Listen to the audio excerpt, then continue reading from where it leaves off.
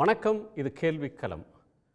அகில இந்திய அளவில் காங்கிரஸ் கட்சி இன்றைக்கு தன்னுடைய தேர்தல் வாக்குறுதிகளை, தேர்தல் அறிக்கையை தந்திருக்கிறது. இந்த தேர்தல் அறிக்கை பல வகைகளிலும் காங்கிரசினுடைய முந்தைய தேர்தல் அறிக்கைகளிலிருந்து மாறுபட்டதாக இருக்கிறது என்றே சொல்லலாம். மகளிருக்கான உரிமை தொகை, வறுமையில் இருக்கக்கூடியவர்களுக்கு 1,00,000 ரூபாய் என்று ஆண்டுக்கு 1,00,000 வழங்கப்படும். இந்த மார்ச் மாதம் வரை கல்விக்கடன் வாங்கியவர்களுடைய கடன்கள் தள்ளுபடி செய்யப்படும். ஜாதிவாரி கணக்கெடுப்பு நாடு முழுவதும் நடத்தப்படும். இடஒதுக்கீடு என்பது 50% தாண்டுவதற்கு உச்சவரம்பை நீக்குவோம். நீட் போன்ற சட்டங்கள் தமிழ்நாடு போன்ற மாநிலங்களுக்கு பொருந்தாது. யாரெல்லாம், எந்த மாநிலமெல்லாம் அதை தேவையில்லை என்று விலக்கு கோருகிறார்களோ அதையெல்லாம் தருவோம். மாநில உரிமைகளுக்கு அதிக முக்கியத்துவம் தந்த ஒன்றாக, கூட்டாட்சி என்ற ஒரு தத்துவத்திற்கு ஒரு முக்கியத்துவம் தரக்கூடிய ஒன்றாக அந்த அறிக்கை இருக்கிறது. மக்கள் தங்களுடைய உணவு, உடை, திருமண வாழ்க்கை என்று தனி நபர் சுதந்திரத்தை உறுதி செய்வோம் என்பதில் தொடங்கி காங்கிரஸ் கட்சி பல முற்போக்கான அறிவிப்புகளை இன்றைய தினம் செய்திருக்கிறது. விவசாயிகள், இளைஞர்களுக்கான வேலை, அரசு பணிகளிலே வேலைகளை நிரந்தரப்படுத்துவது, புதிய இளைஞர்களுக்கு வாய்ப்பு, காலியாக இருக்கக்கூடிய இடங்களை எல்லாம் நிரப்புவது, ரயில் கட்டண சலுகையை முதியவர்களுக்கு மீண்டும் தருவது, இப்படி பலவிதமான சலுகைகள் இளைஞர்களை நோக்கி, பெண்களை நோக்கி அறிவிக்கப்பட்டிருக்கிறது. விளிம்பு நிலை மக்கள், பட்டியல் சமுதாயத்தைச் சேர்ந்தவர்கள் என்று பலதரப்பட்டவர்களுடைய நலன்கள் இதில் முன்னிறுத்தப்பட்டிருக்கின்றன. ஜிஎஸ்டி முறையிலே மாற்றம் கொண்டு வரப்படும் என்று சொன்னதோடு மட்டுமல்லாமல், மாநிலங்களுக்கு பகிர்ந்து தராமல் செஸ் சர்சார்ஜ் என்ற பெயரில் ஒன்றிய அரசு வசூலித்து வந்த நிதியை எல்லாம் இனிமேல் குறைத்து அகற்றி மாநிலங்களுக்கு கூடுதலாக நிதி தரக்கூடிய ஒரு ஏற்பாட்டை செய்வோம் என்பது தொடங்கி பல முக்கியமான அம்சங்களை காங்கிரஸ் சொல்லியிருக்கிறது.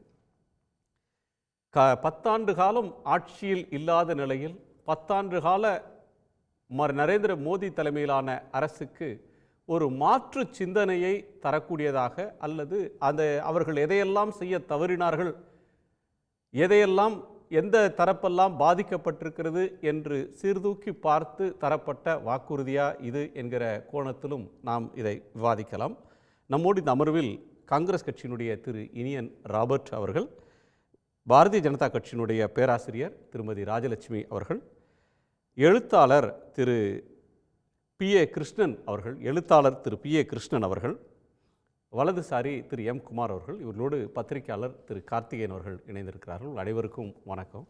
நான் முதற் பார்வையை காங்கிரஸ் கட்சியினுடைய மூத்த தலைவர், முன்னாள் நிதியமைச்சர் திரு ப. சிதம்பரம் இணைகிறார். வணக்கம் சார். இந்த தேர்தல் அறிக்கையை உருவாக்குனதில் அதனுடைய குழுவினுடைய தலைவராக இருந்தவர் நீங்கள். இன்னைக்கு இந்த நாடு முழுவதுமான ஒரு பேசு பொருளாக இந்த தேர்தல் அறிக்கை அப்படின்றது இருக்குது. நீதிக்கான உத்தரவாதம், நீதிக்கான உறுதிமொழி அப்படின்னு, இளைஞர்களுக்கான நீதி, பெண்களுக்கான நீதி அப்படின்னு பலதரப்பட்டவர்களுக்கு தந்திருக்கீங்க. இந்த தேர்தல் அறிக்கையை தயாரிக்கும் போது நீங்கள் முதன்மையாக எடுத்துக்கொண்டது, 10 ஆண்டு காலம் நீங்கள் ஆட்சியில் இல்லை, 10 ஆண்டு காலம் மோடி அரசு ஆட்சியில் இருக்குது. இந்த தேர்தல் அறிக்கை தயாரிப்பில் எதற்கு முன்னுரிமை தரணும், என்ன தீமில் போகணும், எது உங்களுடைய இலக்காகவும் மையமாகவும், மைய சரடா இருந்தது சார்?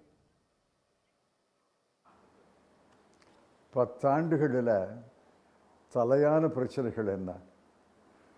முதல் பிரச்சனை வேலையின்மை. இந்த நாட்டில் ஏறத்தாழ 70-75% மக்கள் 35 வயதுக்கு உட்பட்டவர்கள். அதில் 25 வயதுக்கு உட்பட்டவர்கள் தான் பெரும்பான்மை. அவர்களுக்கு வேலை வாய்ப்புகளை உருவாக்க வேண்டும். திரு மோடி அவர்கள் 2014 பதவிக்கு வருவதற்கு முன்னால் ஆண்டுக்கு 2 கோடி வேலை வாய்ப்புகளை உருவாக்குகிறேன்னு சொன்னார். இந்த 10 ஆண்டுகளில் 20 கோடி வேலை வாய்ப்புகளை உருவாக்கி இருக்கணுமா? இல்லையே. சர்வதேச தொழிலாளர் நிறுவனம் ILO, இன்டர்நேஷ்னல் லேபர் ஆர்கனைசேஷன், 15 நாட்களுக்கு முன் தந்த ஆய்வு அறிக்கையில் இந்த இந்தியாவுடைய நிலைமையை அம்பலமாக்கி இருக்கிறது. வேலையின்மை ரெட்டிப்பாகி இருக்கிறது. வேலை இல்லாதவர்களில் 83% இளைஞர்கள், பட்டதாரிகள் மத்தியில் 42% வேலையின்மை. நேற்று இன்று காலை பத்திரிகைகளில் ஐஐடி படித்த மாணவர்கள் கூட 30% வேலை இல்லாமல் இருக்கிறார்கள். ஆக வேலை வாய்ப்பை உருவாக்குவது தான் எதிர்கால சமுதாயத்தை உருவாக்க முடியும் என்று வேலை வாய்ப்புக்கு முதல் இடம் தந்தோம். அடுத்தது பொருளாதார நலிவு. பொருளாதார நலிவுன்னா அதை குறைத்து மதிப்பிட முடியாது.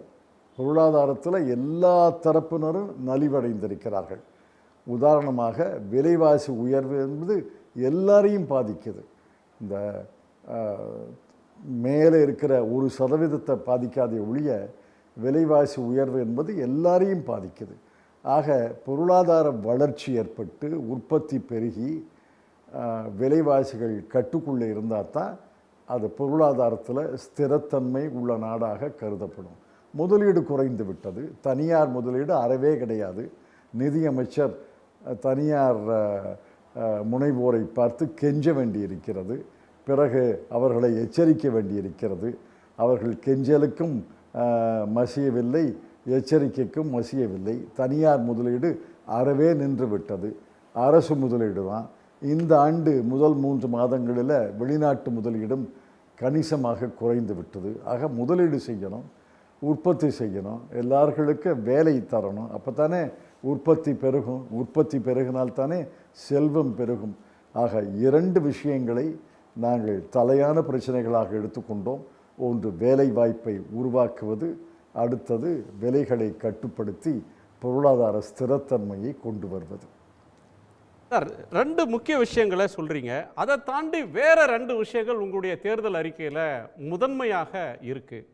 ஒன்று, மாநிலங்கள் கேட்கக்கூடிய உரிமைகள், நீட்டு விலக்கு, ஜிஎஸ்டியில் சீர்திருத்தங்கள், ஒன்றிய அரசாங்கத்திடம் இருக்கக்கூடிய சில துறைகளை எல்லாம் மாநிலம் சம்பந்தப்பட்டதை மறு ஆய்வு செய்து மாநிலங்களுக்கே அதிகாரம் வழங்குவது, நிதி பகிர்வில் சில மாநிலங்களுக்கு, தென்னிந்திய மாநிலங்களுக்கு அளிக்கப்பட்டிருக்கக்கூடிய ஒரு அநீதி அப்படின்றத களைவோம் அப்படின்னு சொல்கிறது.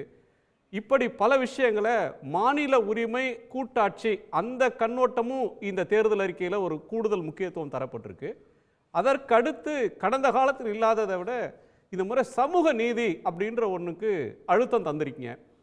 இடஒதுக்கீட்டோட வரம்பை உயர்த்துவது, 10% ஒதுக்கீடுன்றது உயர்ஜாதி ஏழைகளுக்கு மட்டும் இல்லை, ஏழையாக இருக்கக்கூடிய யாருக்கு வேண்டுமானாலும் பொருந்தும் அப்படின்னு சொன்னது, பெண்களுக்கான ஒதுக்கீடு, எல்ஜிபிடி வரையிலும் போயிருக்கீங்க. மாநில உரிமை, சமூக நீதி அப்படின்ற இந்த குரல்களை நீங்கள் கையில் எடுக்கிறதுக்கு என்ன காரணம் சார்? மாநில உரிமைகள் மிக மிக முக்கியம். மோடி அரசை பொறுத்தவரையில் ஒரு நாடு ஒரு தேர்தல் என்பது கடைசியில் ஒரே அரசு என்று முடியும். அவர்கள் சமஷ்டி அமைப்பு முறையை விரும்பவில்லை. அம்பேத்கருடைய அரசியல் சாசனம் சமஷ்டி அரசு முறையை வலியுறுத்தியது. ஆர்எஸ்எஸ் உடைய நோக்கம் ஒரு அரசு தான் இருக்கணும். மற்ற அரசுகளெல்லாம் ஏறத்தாழ நகராட்சிகள், ஊராட்சிகளுக்கு உள்ள அதிகாரம் கொண்ட குறைந்த அமைப்புகளாகத்தான் அவர்கள் கருதுகிறார்களே ஒழிய மாநில அரசுகளை அவர்கள் மதிப்பதே கிடையாது. ஒரு மாநிலத்தினுடைய முதலமைச்சரை கைது செய்ய முடியும் என்று இல்லாத அதிகாரத்தை அவர்கள் எடுத்துக்கொண்டிருக்கிறார்களே, அதிலிருந்தே தெரியலையா? ஆக மாநில அரசுகள் மத்திய அரசு உறவு சமஷ்டி முறையை வலியுறுத்தி 12 அம்சங்களை சொல்லியிருக்கிறோம். இந்த 12ல் ஒன்றை கூட பாரதிய ஜனதா கட்சி ஒப்புக்கொள்ளாது. திரு மோடி அவர்கள் ஒப்புக்கொள்ள மாட்டார்கள் என்று எனக்கு தெரியும். இருந்தாலும் இந்த 12 அம்சங்கள் தான் இந்திய நாட்டை சமஷ்டி அமைப்பாக, ஃபெடரல் நாடாக தொடர்ந்து இருக்க வைக்கும் என்று நாங்கள் உறுதியாக நம்புகிறோம். ஆகவே தான் இந்த 12ஐயும் எழுதியிருக்கிறோம். இந்த 12ல் ஏதாவது ஒன்றை பாரதிய ஜனதா கட்சி ஏற்றுக்கொள்கிறதான்னு கேளுங்களேன். அடுத்தது சமூக நீதி. இப்போ சமூக நீதியில் பல சிதைவுகள் அரிப்புகள் ஏற்பட்டிருக்கின்றன. இப்போ உதாரணத்துக்கு ஏழைகளுக்கு 10% ஒதுக்குனாங்க.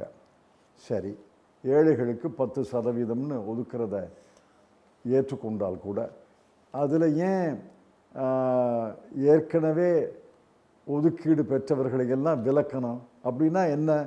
10% என்பது முற்பட்ட சமுதாயங்கள், அப்பர் காஸ்ட், அப்பர் கிளாஸ், அதுக்கு தானே 10%. அவர்கள் எவ்வளவு பேர் இந்த இந்திய நாட்டில் இருப்பாங்க? தாழ்த்தப்பட்ட மக்கள், மலைவாழ் மக்கள், பிற்படுத்தப்பட்ட மக்கள், அதையெல்லாம் நீங்கள் ஒதுக்கிட்டீங்கன்னா எவ்வளவு பேர் முற்படுத்தப்பட்ட அல்லது முற்பட்ட சமுதாயத்தை சார்ந்தவர்களாக இருப்பாங்க? 3% இருக்குமா? 4% இருக்கலாம், அதிகபட்சம் 5% இருக்கலாம். அந்த 5% மக்களுக்கு தானே இந்த 10% ஒதுக்கீடு வருது. இது ரிவர்ஸ்ட் ரிசர்வேஷன். ஏழைகளுக்கு, பின்தங்கிய மக்களுக்கு ஒதுக்கீடு என்று இல்லாமல் முற்பட்ட மக்களுக்கு, முன்னேறிய மக்களுக்கு எல்லாம் ஒதுக்கீடு. ஆகவே தான் சொல்கிறோம் 10% இருக்கட்டும், ஏழைகளுக்கு இருக்கட்டும், எல்லா ஏழைகளுக்கும் இருக்கட்டும். ஆக அதை போன்று சமுதாய நீதி அத்தியாயத்தில் பல காரியங்களை சொல்லியிருக்கிறோம், பல அம்சங்களை சொல்லியிருக்கிறோம். நான் உறுதியாக நம்புகிறேன் இதில் ஒன்றை கூட மோடி அரசு, பாரதிய ஜனதா கட்சி ஏற்றுக்கொள்ளாது. ஏன்னால் அவர்களுடைய சமுதாய பார்வை வேறு, எங்களுடைய சமுதாய பார்வை வேறு.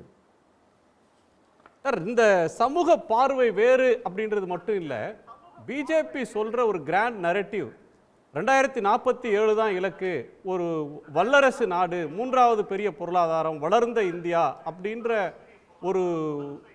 ஒரு தியரியில், ஒரு தீமில் பிஜேபி போகிறது. நாடு வளர்ந்து விட்டது, மேலும் வளர வேண்டும்னு. நீங்கள் சொல்கிற பட்டியல் பார்த்தா 30 லட்சம் இளைஞர்களுக்கு அரசு வேலை, நாள்தோறும் 400 ரூபாய் குறைந்தபட்ச சம்பளம் தரணும், 25 லட்சம் ரூபாய் அரசாங்கத்தோட இன்சூரன்ஸ், மெடிக்கல் இன்சூரன்ஸு, அதில் விடவும் 1 லட்சம் ரூபாய் ஏழை பெண்களுக்கு மகாலட்சுமி திட்டத்தில் பெண்களுக்கு நிதி தர்றோம், உரிமை தொகை தர்றோம் அப்படின்னு சொல்கிறது. இதெல்லாம் நிறைவேற்ற சாத்தியமான ஒன்றா அப்படின்றதும் ஒரு கேள்வி. இன்னொன்று, பிஜேபி முன்வைக்கிற ஒரு சித்தாந்தம், அவங்க முன்வைக்கிற சித்திரத்துக்கு மாற்றான ஒரு சித்திரத்தை, ஒரு கோணத்தை நீங்க முன்வைக்கிறீங்களா? பாரதிய ஜனதா கட்சி சொல்கிற வல்லரசு, 3வது பெரிய பொருளாதாரம் எல்லாம் கற்பனை.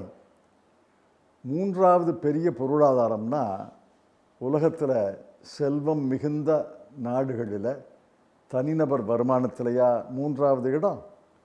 தனிநபர் வருமானத்தில் இன்றைக்கி 120வது இடத்துல இருக்கிறான். அவர்கள் சொல்வது மொத்த உற்பத்தி, ஜிடிபி. அது 142 கோடி மக்கள் இருக்கிற நாட்டில் 3-4% வளர்ந்தால் கூட, அந்த வளர்ச்சி இருந்தால் கூட 3வது இடத்துக்கு வந்துடுவோமே. இப்போ 2004 நாங்கள் பொறுப்பு எடுத்துக்கிட்ட போது 12வது இடத்துல இந்தியா இருந்தது. நாங்கள் 2014 பதவி விட்டு விலகிய போது 7வது இடத்துக்கு வந்தது. இன்று 7வது இடத்துலேருந்து 5வது இடத்துக்கு வந்திருக்கிறது. ஆக எங்கள் 10 ஆண்டுகளில் 5 படிகளை நாங்கள் ஏறினோம். இவர்கள் 10 ஆண்டுகளில் 2 படிகள் தான் ஏறி இருக்கிறாங்க. யார் ஆட்சியில் இருந்தாலும், யார் அங்கே பிரதமராக இருந்தாலும், கூடிய விரைவில் அமெரிக்கா, சீனாவுக்கு அடுத்து 3வது இடத்துக்கு இந்தியா வரும். இதற்கு திரு மோடி அவர்கள் தேவையில்லை. யார் பிரதமராக இருந்தாலும் இந்த இடத்துக்கு வரும். அதை வைத்தே இந்தியா வல்லரசாகிவிட்டது, செல்வம் மிகுந்த நாடாக ஆகிவிட்டது என்பதெல்லாம் அபத்தமான வாதம். நாம் மிடில் இன்கம் நாடாக வர வேண்டும் என்றால் கூட, மிடில் இன்கம் நாடாக வர வேண்டும் என்றால் கூட $8,000-9,000 தனிநபர் வருமானம் இருக்கணும். இன்றைக்கி $2,000 தான் தனிநபர் வருமானம். அதெல்லாம் கற்பனை. அவர் சும்மா ஒரு சித்திரத்தை வரைகிறாரே ஒழிய, இந்த சித்திரத்தை வரைந்து மக்களை எல்லாம் ஏமாற்ற முடியும் என்று நினைக்கிறார். அதையெல்லாம் உடைத்து அந்த மாயையெல்லாம் உடைப்பதற்காகத்தான் இந்த தேர்தல் அறிக்கை. இந்த தேர்தல் அறிக்கையில் நிதர்சனமான உண்மைகளை சொல்கிறோம். 30 லட்சம் காலி இடங்கள் மத்திய அரசில் இருக்குது, மறுக்க முடியுமா? மிகப்பெரிய வேலையின்மை இருக்குது, மறுக்க முடியுமா? கீழே இருக்கிற 20% மக்கள், இந்த கோபுரத்தில் கீழே அடிமட்டத்தில் இருக்கிற 20% மக்கள் பரம ஏழைகளாக இருக்கிறார்கள் என்பதை மறுக்க முடியுமா? உணவு பாதுகாப்பு சட்டத்தில் எதுக்காக 80 கோடி மக்களுக்கு 5 கிலோ அரிசி கோதுமை தர்றீங்க? அவர்கள் அந்த 5 கிலோ கோதுமை அரிசி கிடைக்காட்டி அவர்கள் பட்டினி கிடைக்க வேண்டும், அந்த சூழ்நிலை ஏற்படும் என்று தானே தருகிறீங்க. அதே மாதிரி இந்த 100 நாள் வேலைவாய்ப்பு திட்டத்தில் ஆண்டுக்கு ஆண்டு பல லட்சம் மக்கள் அந்த வேலை பார்க்குறாங்க, வேலை வேண்டும் என்கிறார்கள். அவர்கள் ஏழ்மையே ஒழிந்து விட்டால் எதற்காக அவர்கள் இந்த 100 நாள் வேலைவாய்ப்பு திட்டத்தின் கீழே வேலை பார்க்கணும்? ஆக அவர்களுக்கு 400 ரூபாய் என்று அறிவித்திருக்கிறோம். உண்மையான இந்தியாவை படம் பிடித்து இந்த தேர்தல் அறிக்கை காட்டுகிறது. அந்த உண்மையான இந்தியாவுக்கு திட்டங்களை போடுகிறோம். அவர் ஒரு கற்பனை இந்தியாவை சித்தரித்து அந்த கற்பனை இந்தியாவுக்கு ஆகாய கோட்டை கட்டிக்கிட்டு இருக்கார். ஒரு மாய திரையை, மாயையை தகர்த்தெறிஞ்சு நிதர்சனத்தை காட்டுவதற்கான முயற்சின்னு சொல்றீங்க. ஒரு ஏழை குடும்பங்களுக்கு, ஒரு குடும்ப தலைவிக்கு 1 லட்சம் ரூபாய் ஆண்டுக்கு தருவோம் அப்படின்னு சொல்றதும், கல்வி கடன்களை ரத்து செய்வோம், புதிதாகவும் நிறைய கடன்களை தருவோம் அப்படின்னு சொல்றதும் நடைமுறையில் சாத்தியமா? இவ்வளவு பெரிய நாட்டில் இத்தனை மக்கள் வறுமையில் இருக்கிறவங்களுக்கு கொடுப்பதற்கான வாய்ப்பு இருக்கா? தேர்தலில் வெற்றி பெறணும் அப்படின்றதற்காக செய்ய முடியாத வாக்குறுதிகள்லாம் காங்கிரஸ் சொல்கிறது அப்படின்னு பிஜேபி முன்வைக்கிற விமர்சனத்துக்கு உங்க பதில் என்ன சார்? அவர் கொடுத்த வாக்குறுதிகளை ஏன் நிறைவேற்றலை? 2 கோடி வேலை வாய்ப்புகளை உருவாக்கினாரா? ஒவ்வொரு இந்தியனுடைய வங்கி கணக்கிலையும் 15 லட்சம் ரூபாய் கணக்கில் போட்டாரா? விவசாயியுடைய வருமானத்தை இரட்டிப்பாக்கினாரா? ஆக கொடுக்க முடியாத வாக்குறுதிகளை கொடுத்தவர் திரு மோடி. நாங்கள் 60,000 கோடி விவசாய கடனை ரத்து செய்யவில்லையா? அதுவும் சாத்தியமில்லைன்னு சொன்னாங்க. சாத்தியம் என்று நாங்கள் சொன்னோம், அதை செய்து காட்டினோமா இல்லையா? அதை போல உணவு பாதுகாப்பு சட்டம் சாத்தியமே கிடையாதுன்னு சாதிச்சாங்க. உணவு பாதுகாப்பு சட்டத்தை நிறைவேற்றி அதை அமல் செய்து இன்று அந்த சட்டத்தின் கீழே தானே திரு மோடி அவர்கள் 5 கிலோ அரிசி அல்லது கோதுமையை தருகிறார். அதே மாதிரி 100 நாள் வேலைவாய்ப்பு திட்டம், அரசு கஜானாவே காலியாயிடும்னு சொன்னாங்க. அந்த 100 நாள் வேலைவாய்ப்பு திட்டம் தானே இன்னைக்கு ஏழைகளை காப்பாற்றுகிறது. அதை நம்பித்தானே திரு மோடி அரசு இருக்கிறது. நீங்கள் எது சாத்தியமில்லைன்னு சொல்கிறீங்களோ அந்த சிந்தனை எங்களுக்கு வந்திருக்காதா? அந்த கேள்வியை நாங்கள் கேட்டிருக்க மாட்டோமா? அதற்கு அறிஞர்களை ஆலோசித்து இதை எப்படி செய்வது என்று நாங்கள் முடிவுக்கு வந்திருக்க மாட்டோமா? நிச்சயமாக ஏழை குடும்பங்களுக்கு 1 லட்சம் ரூபாய் ஆண்டுக்கு தருவோம். அதே மாதிரி 2024 மார்ச் மாதம் 15ஆம் தேதி தவணை தவறிய கல்வி கடன்கள், முதல் அல்லது வட்டி அல்லது முதலும் வட்டியும் தவணை தவறியிருந்தால் அந்த தவணை தவறிய தொகையை நாங்கள் ரத்து செய்வோம் என்று சொல்லியிருக்கிறோம். இதெல்லாம் செய்ய முடியும், நாங்கள் செய்து காட்டுவோம். கடந்த காலத்தில் ஊடகங்கள், அறிஞர்களெல்லாம் இது சாத்தியமே இல்லை சொன்னதெல்லாம் சாத்தியமாக்கி இருக்கிறோம். அந்த சாத்தியமாக்கின திட்டங்கள், சட்டங்களில் தான் திரு மோடி அரசு ஓடிக்கொண்டிருக்கிறது. சரி, நன்றி, ரொம்ப நன்றி, வணக்கம். நன்றி சார். கார்த்திகேயன் இருந்தே கேட்கணும்னு நினைக்கிறேன். வழக்கமான தேர்தல் அறிக்கையா? இந்த தேர்தல் அறிக்கைக்கு ரொம்ப கிறிஸ்பாக இருந்தது மாதிரி இருக்குது. எல்லா ஏரியாவையும் கவர் பண்ணியிருக்காங்களா? இதில் மேலோங்கி நிற்கக்கூடிய அம்சமும் மைய சரடா, இது அவங்களுடைய கேம்பெயின் தீம், எதை முன் வச்சு இந்த தேர்தலை சந்திக்கிறாங்க, எந்த பிரிவுக்கு முன்னுரிமைன்னு நீங்கள் பார்க்குறீங்க? பிரிவுக்குள்ளே போவதுக்கு முன்பு இது வெறும் காங்கிரஸ் கட்சியினுடைய தேர்தல் அறிக்கையாக இல்லை. இது இந்தியா கூட்டணியுடைய தேர்தல் அறிக்கையாக தான் வெளியிட்டிருக்காங்க. திமுக தரப்பில் வந்து தேர்தல் அறிக்கையை வெளியிட்டப்போ ஒரு விமர்சனம் வைத்தார்கள். இந்த திமுக தரப்பில் சொல்லப்படுற இந்த கோரிக்கைகள்லாம் பல கட்சிகள் இந்தியா கூட்டணியை ஏற்றுக்கொள்ளுமா, காங்கிரஸ் கட்சி ஏற்றுக்கொள்ளுமா அப்படின்னு ஒரு விமர்சனத்தை வச்சாங்க. மாநில ஆளுநர்களை நியமிக்கிறதாகட்டும், இல்லை மாநிலங்களுக்கு அதிக அதிகாரம் கொடுக்கறது, இல்லை நிதி பகிர்வு, இந்த மாதிரி பல்வேறு விஷயம் சொல்கிறீங்க. இப்போ நீட்டை பற்றி சொல்கிறீங்களே அப்படின்ட்டு அப்புறம் மாநில பட்டியலுக்கு ஒத்திசைவு பட்டியலுக்கு வந்து கல்வியை கொண்டு வர்றது. அப்போ இதெல்லாம் கேள்வி எழுப்புவர்களுக்கு பதில் சொல்லும் விதமாக காங்கிரஸ் கட்சியினுடைய தேர்தல் அறிக்கை என்பது இந்தியா கூட்டணியில் இருக்கக்கூடிய பல்வேறு பிராந்திய கட்சிகளுடைய நலன் மற்றும் அவர்களுடைய அக்கறைகளை வந்து பிரதிபலிக்கக்கூடிய ஒரு கூட்டணியினுடைய தேர்தல் அறிக்கையாகத்தான் வந்து இன்று காங்கிரஸ் தேர்தல் அறிக்கை இருக்கிறது. அதில் வந்து நீங்கள் மாநில சுயாட்சியை சேர்த்துக்கலாம், மாநிலங்களுடைய அதிகாரத்தை கூட்டுவது, அதே போல் வந்து பல்வேறு தரப்பில் இதில் நீங்கள் இப்போ ஃபஸ்ட்டு 2 விதமாக பிரிக்கலாம். ஒன்று இந்த கட்சியினுடைய உரிமை குரல், அது என்னென்னலாம் விஷயங்கள்லாம் இந்த 10 ஆண்டுகளில், குறிப்பாக கடந்த 4.5 ஆண்டுகளில் வந்து எவ்வளோ முழக்கங்களை வந்து பெரிய அளவுக்கு வச்சாங்களோ அதையெல்லாம் தேர்தல் வாக்குறுதிகளாக கொடுத்துருக்குறாங்க.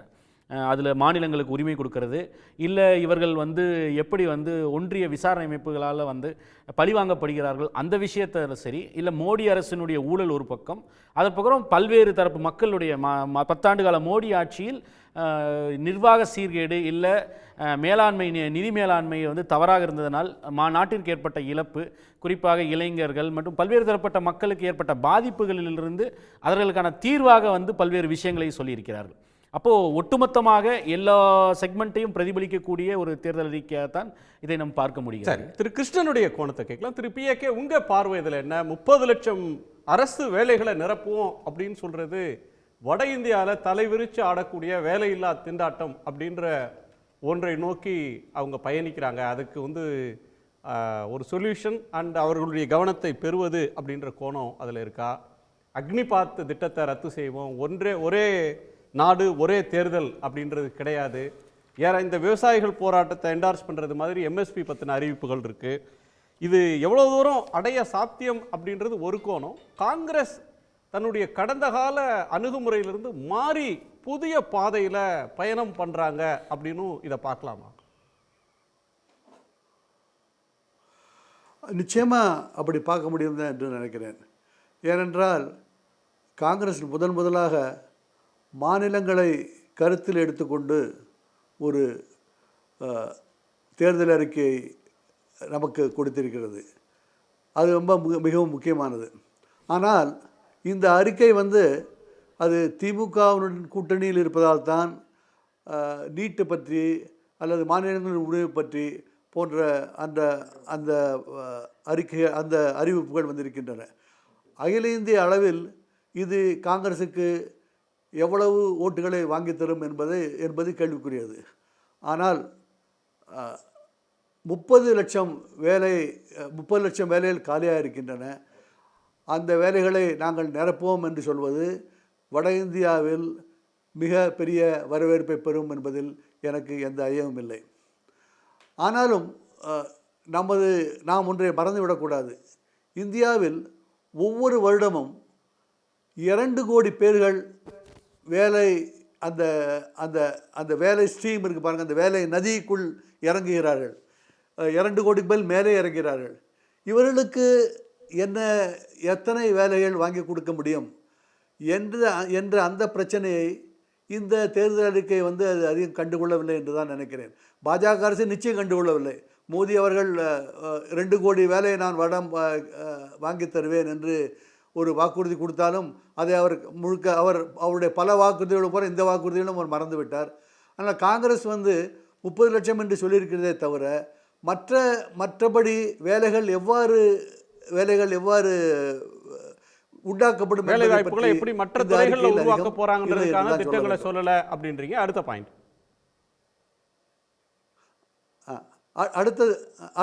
அடுத்த பாயிண்ட் என்னன்னா, இதில் முக்கியமாக எனக்கு ரொம்ப பிடித்த இதில் என்னன்னா, அதாவது பத்திரிகை சுதந்திரத்திற்கும் தனிநபர் சுதந்திரத்துக்கும் மிக உரக்க குரல் கொடுத்த ஒரு அறிக்கை இது என்று சொல்ல வேண்டும். மிக தெளிவாக டிஃபேமேஷன் லா இருக்குது பாருங்கள், அவதூறு மூலமாக கைது செய்வது என்பதை நாங்கள் அறவே நீக்கி விடுவோம். அதற்கு அப்படி கைது செய்யப்பட்டால் அதற்கு இழப்பீடு கூட தருவோம் என்று காங்கிரஸ் சொல்வது எனக்கு மிகவும் ஆச்சரியமாக இருக்கிறது. ஏன்னால் காங்கிரஸ் ஆட்சியில் எத்தனை பேர்கள் சிறையில் சென்றாலும் உங்களுக்கும் தெரியும், எனக்கும் தெரியும். அது இது பாஜக அரசில் அது மிகவும் அதிகமாக இருப்பதால் காங்கிரஸ் இந்த நிலை எடுத்தது எனக்கு ஒரு வரவேற்கத்தக்கதான் என்று தோன்றுகிறது. இரண்டாவது, வட இந்தியாவில் நம்ம ரவீஷ்குமார் திரும்ப சொல்லுவார் கோதி மீடியான்னு, அதாவது மடியில் இருக்கும் ஊடகம் என்று.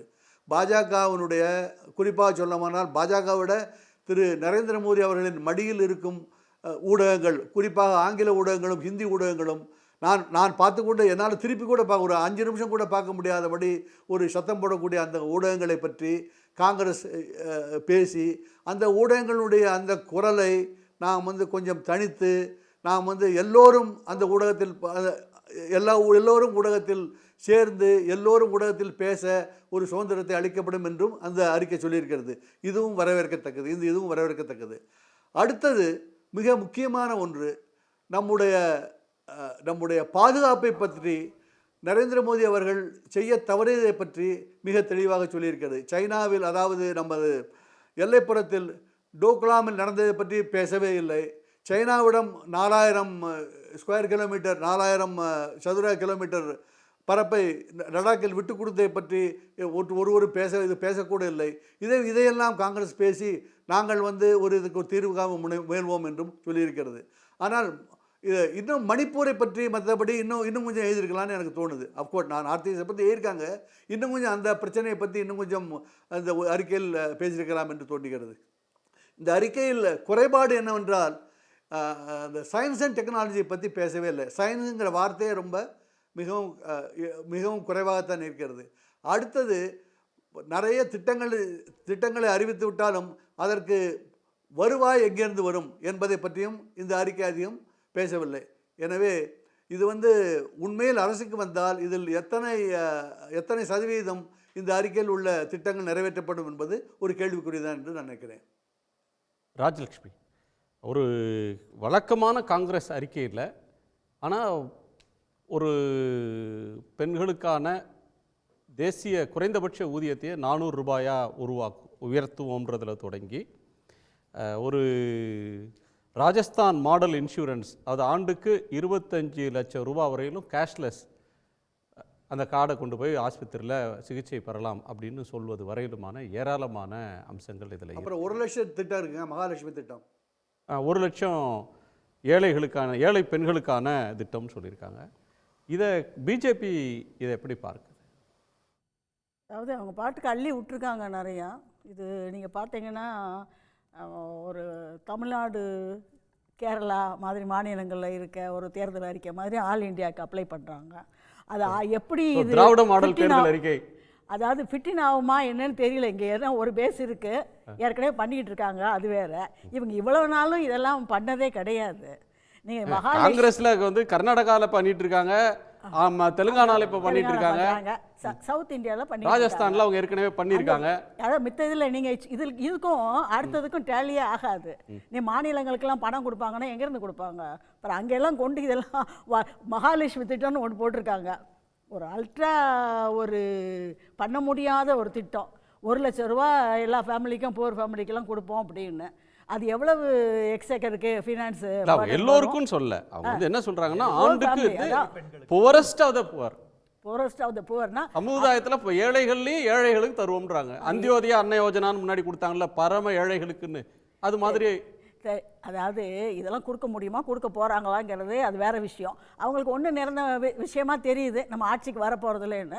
நிறைய திட்டங்கள் சொல்லியிருக்காங்க, ஆனால் ரொம்ப டெஃபினட்டாக இல்லை. ஆனால் இன்றைக்கி ஒன்று சொல்லலாம், ஏதோ சமூகத்துக்கு செய்யணும். அந்த பாவர்ட்டிலேருந்து மோடி எடுத்துகிட்டு போகிற மாதிரி ரேஷனை, ஆல் இண்டியாவுக்கு ரேஷன் கொண்டு வந்தது மோடி கவர்மெண்ட்டு தான். அந்த மாதிரி பண்ணால் தான் நம்ம இனிமேல் ஓட் பேங்கை கொஞ்சம் கவர முடியும், அல்லது மக்களுக்கு செய்யணும்னு நினைக்காங்களா என்னவோ தெரியல. அதாவது யூபிஐ இவங்க இவ்வளோ காலம் வச்சுருந்ததும், அதே சமயத்தில் அமேதி தொகுதியோ ராபரேலி தொகுதியோ எவ்வளவு பாவர்ட்டி ரீடனா இன்னைக்கு வரைக்கும் அவங்க வச்சுக்கிட்டு இருந்தாங்க. காங்கிரஸ் ஆட்சி பண்ணி எவ்வளவு காலம் ஆச்சு, மாயாவதி, ராஜ்நாத் சிங். நான் தான் சொல்றேன், இப்பதான் கொண்டு வந்திருக்கேன், இந்த ரேஷன் எல்லாமே கொண்டு வந்திருக்கேன். இன்சூரன்ஸ் 25 லட்சம் இன்சூரன்ஸ், இந்த இன்சூரன்ஸ் ஸ்கீம், இன்சூரன்ஸ் கம்பெனிலாம் எப்படி பண்ணுறாங்க என்ன பண்ணிக்கிட்டு இருக்காங்கன்னு நமக்கு தெரியும். இந்த கவர்மெண்ட் இன்சூரன்ஸே ஒரு 5 லட்சம் 3 லட்சம் அப்படி தான் போயிட்டுருக்கு. 25 லட்சம் இன்சூரன்ஸு கேஷ்லெஸ் இன்சூரன்ஸ் கொடுப்போம் அப்படின்னு சொல்லிட்டு கவர் பண்ணுறதுங்களாம் இது சொல்கிற வேலையாக தான் தெரியுது தவிர பண்ணுற வேலையாக தெரியலை. எங்கள் பிஜேபி ஸ்போக்ஸ் பர்சன் டெல்லியிலேருந்து சொல்லியிருக்காரு இதெல்லாம் பண்டில் ஆஃப் லைஸ்ன்னு. அது என்ன இதை வந்து நடத்த வேண்டிய தேவை இருக்காதுங்கிறதுல சொன்னாங்களா என்னன்னு தெரியல. ஆனால் வந்து 30 லட்சம் வேலை வாய்ப்புகள்லாம் இருக்குது, அந்த எல்லாம் ஃபில்அப் பண்ணுவோம் அப்படின்னு சொல்லியிருக்காங்க. ஒரு கோணத்தில் அவங்க செய்கிறாங்களா இல்லையான்றாங்களான்றது இன்னொன்று. அவங்களுக்கு வாய்ப்பு வரும்போது செய்கிறாங்களா இல்லையா அப்படின்னு அன்னைக்கு எதிர்க்கட்சியாக இருக்கிற கட்சி கேட்குறது. இன்னைக்கு தேதிக்கு 30 லட்சம் அரசு வேலைகளை நாங்கள் நிரப்புவோம், அரசாங்க வேலைக்கு விண்ணப்பிக்கிறவங்களுக்கு வந்து ₹1 கூட கட்டணம் செலுத்த தேவையில்லை, அதில் 50% பெண்களுக்கு தருவோம், அக்னிபாத்தை ரத்து பண்ணுவோம், இந்த ராணுவத்துக்கு போறவங்களுக்கு அப்படின்னு சொல்றதுலாம் ஒரு இன்னொரு வகையில் ஒரு சார்ஜ் ஷீட் மாதிரி இல்லையா? இந்த அரசு செய்ய தவறியது, மோடி அரசு செய்ய தவறியது. மோடி அரசு இல்லையா, அவங்க 65 வருஷமா அவங்க செய்ய தொடாம இருந்த ஏரியா இதெல்லாம். எஸ்சி எஸ்டி எம்பிசி எல்லாத்துக்கும் 50% தருவோம்னு சொல்லியிருக்காங்க. அதே சமயத்தில் எக்ஸ்டர்னல் பார்த்தீங்கன்னா சைனா, இது நம்ம பக்கத்தில் ஸ்ரீலங்கா, இவங்களுடைய ரிலேஷன்ஷிப்பை மெயின்டைன் பண்ணுவோம். என்ன ரிலேஷன்ஷிப் என்ன சரியா இல்லை. பிஏகே குறுக்குறாரு திரு பிஏ கிருஷ்ணன். அதாவதுங்க அது எப்படி பண்டில் ஆஃப் லைஸ்ன்னு இப்படி சொல்ல முடியும்னு எனக்கு தெரியல. அவங்க வந்து நிறைவேற்ற போகிறோன்னு தான் சொல்லியிருக்காங்க தவிர அது நிறைவேற்றலைன்னா ஒரு 5-10 அவங்க ஆட்சிக்கு வந்து நிறைவேற்றலைன்னா அது பொய்ன்னு சொல்லலாம். அதுக்கு முன்னாலே பொய்ன்னு எப்படி சொல்ல முடியும்னு எனக்கு தெரியல. ஒன்று. ரெண்டாவது வந்து சீனாவை பற்றி அவங்களும் ஒன்றும் சொல்லவே இல்லை. சீனாவை பற்றி அவங்க என்ன சொல்லியிருக்காங்கன்னா இந்த அரசனுடைய இந்த டிஃபென்ஸ் பாலிசியை வந்து கிரிட்டிசைஸ் பண்ணியிருக்காங்களே தவிர சீனாவை வந்து அவங்களும் என்ன சொல்கிறாங்கன்னா சீனாவோட பேச்சுவார்த்தை நடத்துவோம், முன்னால் என்ன ஸ்டேட்டஸ்கோ ஆன்டி முன்னால் எப்படி இருந்ததோ லடாக்கில் அவங்கள போய் சொல்லி நம்ம அந்த இடத்துல நம்முடைய இராணுவ வீரரை நிறுத்துவோம் என்று தான் காங்கிரஸ் கட்சி சொல்லியிருக்கு. அதில் ஒரு தவறு இருக்கிறதா எனக்கு தெரியல. அது அந்த ஒரு முயற்சியை நிச்சயம் செய்யத்தான் வேணும். எந்த அரசும் எந்த ஒரு மத்திய அரசும் அந்த முயற்சியை செய்யத்தான் வேண்டும். திரு நரேந்திர மோடி வந்து இதை பற்றி பேசாமல் இருந்ததுனால இந்த பிரச்சனையே இல்லைன்னு சொல்ல முடியாது. மிக மிக பெரிய பிரச்சனை இது. நம்மளுடைய ஊடகங்கள் வந்து இதை பற்றி பேச மறுப்பதால் நம்ம நாட்டு மக்களுக்கு இதை பற்றி அதிகம் தெரியவில்லை. லடாக்கில் வந்து கொஞ்ச நாளைக்கு முன்னால் ரொம்ப நாளைக்கு உண்ணாவிரதம் இருந்தார், அதை பற்றி நம்ம பேசவே இல்லை. நம்ம லடாக்கில் என்ன நடக்குங்கிறதே நமக்கு தெரியாது. லடாக் வந்து நம்ம மீட்டு விட்டோம்னு சொல்கிறத தவிர லடாக்கில் என்ன நடக்குங்கிறதை பற்றி நமக்கு ஒரு புரிதல் இல்லை. அது நம்முடைய அந்த அந்த மடியில் இருக்கும் ஊடகங்களுடைய அந்த தயவுனால தான் அது அப்படி நடக்குது அப்படின்னு சொல்ல முடியும். அதில் ஸ்டேட்டஸ்கோ ஆன்டியை பற்றி சாரி சொல்கிறாரு. ஸ்டேட்டஸ்கோ ஆன்டிக்கு இல்லை, ஆக்கிரமிப்புலேயே இல்லைன்றது தான் பிரதமர் மோடியோட நிலைப்பாடு. சைனா வந்து இந்திய தெரிவிக்குள்ள 4000 ஸ்கொயர் கிலோமீட்டர்களை ஊடுருவி காட்டுன்றது தான் சுப்பிரமணிய சுவாமி சொல்றாரு. இந்தியா 19 சுற்று பேச்சுவார்த்தை நடத்திருச்சு. அது பாதுகாப்புத்துறை சார்பாக ஆர்மி அதிகாரிகள் மட்டத்தில். ஆனாலும் வந்து பஃபர் ஜோன் கிரியேட் ஆகி இந்தியா வந்து பேட்ரோல் செய்த லடாக் பகுதிகளில், அதுவும் குறிப்பாக கால்வான்லாம் ஆட்கள் இல்லைன்னு சொல்லு. பேச்சுவார்த்தை ஒரு பக்கம் நடத்தி கொண்டு இன்னொரு பக்கம் வந்து ஊடுருவல் இல்லை, ஆக்கிரமிப்பு இல்லைன்றதா அவரோட நிலைப்பாடு. சைனா தொடர்ந்து சொல்லக்கூடியது உங்கள் பிரதமரே சொல்லிவிட்டால் அதனால் நீங்கள் அதை கேட்காதீங்க அப்படின்றது தான் அவங்களோட நிலைப்பாடாக இருக்காங்க.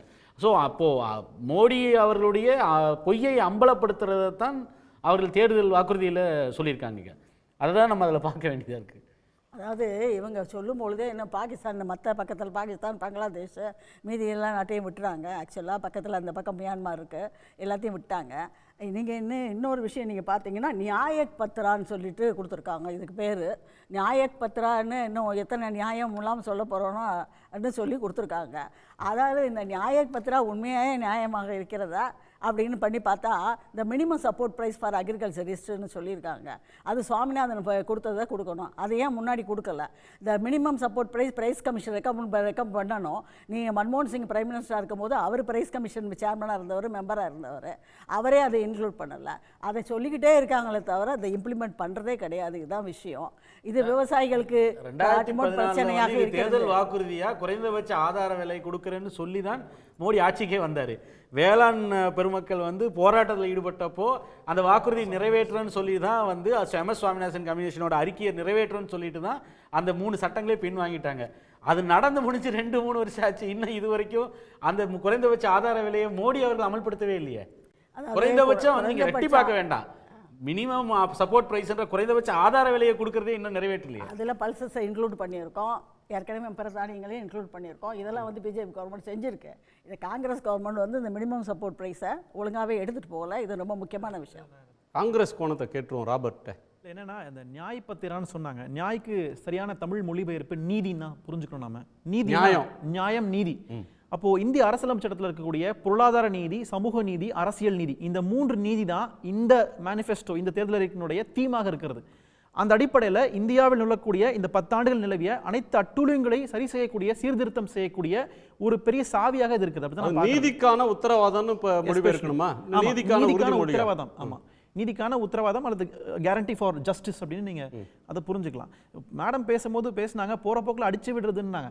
நாங்கள் போகிற போக்கில் அக்கௌண்ட்டில் 15 லட்ச ரூபா போடுவோம்னு நாங்கள் சொல்லலை. போகிற போக்கில் 2 கோடி பேருக்கு வேலை வாய்ப்பு உருவாக்கும் நாங்கள் சொல்லலை. நாங்கள் வந்து ஒவ்வொரு கருத்தையுமே தெளிவாக பதிவு பண்ணியிருக்கிறோம். நாங்கள் இப்போ குறிப்பாக சொல்லணும்னா இளைஞர்களுக்கு வேலை வாய்ப்பு உறுதி செய்கிறோம்னு சொல்லியிருக்கோம். எப்படின்னா ஒன்றிய அரசினுடைய இந்த ஹெச்ஆர் மினிஸ்ட்ரி வந்து கல்லூரிகளுக்கு சென்று அதில் இருக்கக்கூடிய இளைஞர்கள் அல்லது மாணவர்களுக்கு 1 வருட கால அப்ரெண்டிஸ்ஷிப் ட்ரைனிங் போவாங்க. அதில் வருடத்திற்கு 1 லட்ச ரூபாய் நிதியை நாங்கள் ஒதுக்குறோம். அதன் மூலமாக ஒரு மாதத்திற்கு 8,000 8,500 ரூபாய் வரைக்கும் ஒரு இளைஞர்களுக்கு கிடைக்கும்ன்ற ஒரு தெளிவான ஒரு பிளானை நாங்கள் வந்து சொல்லியிருக்கோம். அதில் நாங்கள் போகிற போக்கில் 2 கோடி வேலை வாய்ப்பை நாங்கள் சொல்லலை. அதே மாதிரி பெண்களுக்கான நிதி ஆதாரம் குறித்து கேள்வி கேட்டாங்க. ஏற்கனவே சென்ற 2019 நாடாளுமன்ற தேர்தலையே காங்கிரஸ் கட்சி தன்னுடைய தேர்தல் அறிக்கையில் நியாயின்னு ஒரு திட்டத்தை அறிமுகப்படுத்தியிருந்தோம். அந்த நியாய திட்டத்தில் ஒரு குடும்பதாரருக்கு 6,000 ரூபாய் வரை கொடுக்க முடியும் என்கிற அந்த டேட்டா, அந்த சோர்ஸஸை நாங்கள் வெளிப்படையாக பேசியிருந்தோம். அன்றைக்கு முன்னாள் நிதியமைச்சர் திரு ப. சிதம்பரம் அவர்கள் அதை பற்றி பிரஸ் மீட்டில் கொடுத்திருந்தார். இன்றைக்கும் இந்த 1 லட்சம் ரூபாய் ஒரு ஏழை பெண்ணுக்கு என்பது மாதத்துக்கு 8,000 ரூபாய் வருது. அதற்கான சோர்சஸ் ஒன்றிய அரசிடம் இருக்கிறது. அந்த டேட்டாவை நம்ம எடுத்தோம் அப்படின்னா நிச்சயமாக இந்தியாவில் வாழக்கூடிய பெரும்பான்மை பெண்களுக்கு அது கொடுக்க முடியுன்ற ஒரு சாத்தியக்கூறுகள் இருக்கின்றன. இப்போ போகிற போக்கில் அடிச்சு விடலைன்றதை நான் இங்கே பதிவு பண்ணிக்கிறேன். அதே மாதிரி நீங்கள் சொல்லும்போது காங்கிரஸ் கட்சியினுடைய தேர்தல் அறிக்கை எப்பொழுதும் இல்லாத அளவுக்கு இருக்குதுன்னு பதிவு பண்ணிங்க. ஆமாம், நிச்சயமாக காங்கிரஸ் கட்சி ஒரு மிகப்பெரிய பரிணாம வளர்ச்சி அடைந்திருக்குன்னு நான் பார்க்குறேன். 10 ஆண்டுகளுக்கு முன்னாடி கொடுத்த தேர்தல் அறிக்கைகளில் பார்த்தீங்கன்னா இந்த அம்சங்கள் இல்லை. அது அரசு பணிகளுக்கு ஆட்களை எடுக்கிறது இல்லை. ஆமாம், ஒரு காலி ஆச்சுன்னா அப்படியே விடுற ஒரு தன்மை வந்து ஏறத்தாழ 15-20 வருஷமாக அப்படி தான் இருக்குது. புதுசாக வந்து உடனடியாக வேலைகளை நிரப்புறது அப்படின்னு இல்லாமல் தனியார்கிட்ட கொடுக்கறது, அவுட் சோர்ஸ் பண்ணுறது, இந்த தன்மை போயிட்டு இருந்தது. இன்னொரு பக்கம் பார்த்தீங்கன்னு சொன்னால் நீங்கள் ஹெல்த்தையும் ப்ரைவேட்டைஸ் பண்ணுறது எல்லாம் அதை நோக்கி லிபரலைசேஷனை நோக்கி அதிகமாக போனாங்க. இப்போ வந்து ஃபோக்கஸ் வந்து சமூகத்தோட அடித்தட்டு மக்களுக்கு ஒரு 400 ரூபாயாவது கொடுத்துடணும், ஏழைகளுக்கு 1 லட்சம் கொடுக்கணும், ஜாதிவாரி கணக்கெடுப்புலாம் காங்கிரஸ் கடந்த காலத்தில் பேசலை. இப்போ பேச தொடங்குறாங்க. தனியார் துறை இடஒதுக்கீடு வரையிலையும் பேச தொடங்குறாங்க. எல்ஜிபிடி பற்றி பேசுகிற இடத்துக்கு வந்திருக்காங்க. ஸோ இது வந்து ஒரு டிசைசிவான ஷிஃப்ட் இல்லையா காங்கிரஸ்க்கு? நிச்சயமாக இது ஒரு வெல்ஃபேர் ஸ்டேட்டை கட்டமைக்கின்ற ஒரு முயற்சி தான் நான் பார்க்குறேன். இது கொஞ்சம் உங்களுக்கு அடித்த மாதிரி இருக்குது அந்த இன்னைக்கு தேர்தல் அறிக்கையிலோட கண்டென்ட்ஸே. அதாவது இவங்க தேர்தல் அறிக்கையாக இல்லாமல் பிஜேபி ஏற்கனவே செய்ய போறோம் அப்படின்னு சொல்லி பிஜேபியோட அறிக்கை அப்படியே காப்பி பண்ணிட்டாங்க. அதெல்லாம் கொஞ்சம் எடுத்திருக்காங்க. இது வரைக்கும் அவங்க சக்சஸ்ஃபுல்லாக என்னென்ன பண்ணியிருக்காங்க, அதாவது ஃபினான்ஷியல் இன்க்ளூஷன் ஆகட்டும், இந்த கவர்மெண்ட் லோன் எல்லாம் தள்ள போறோம் அப்படின்னு சொல்லி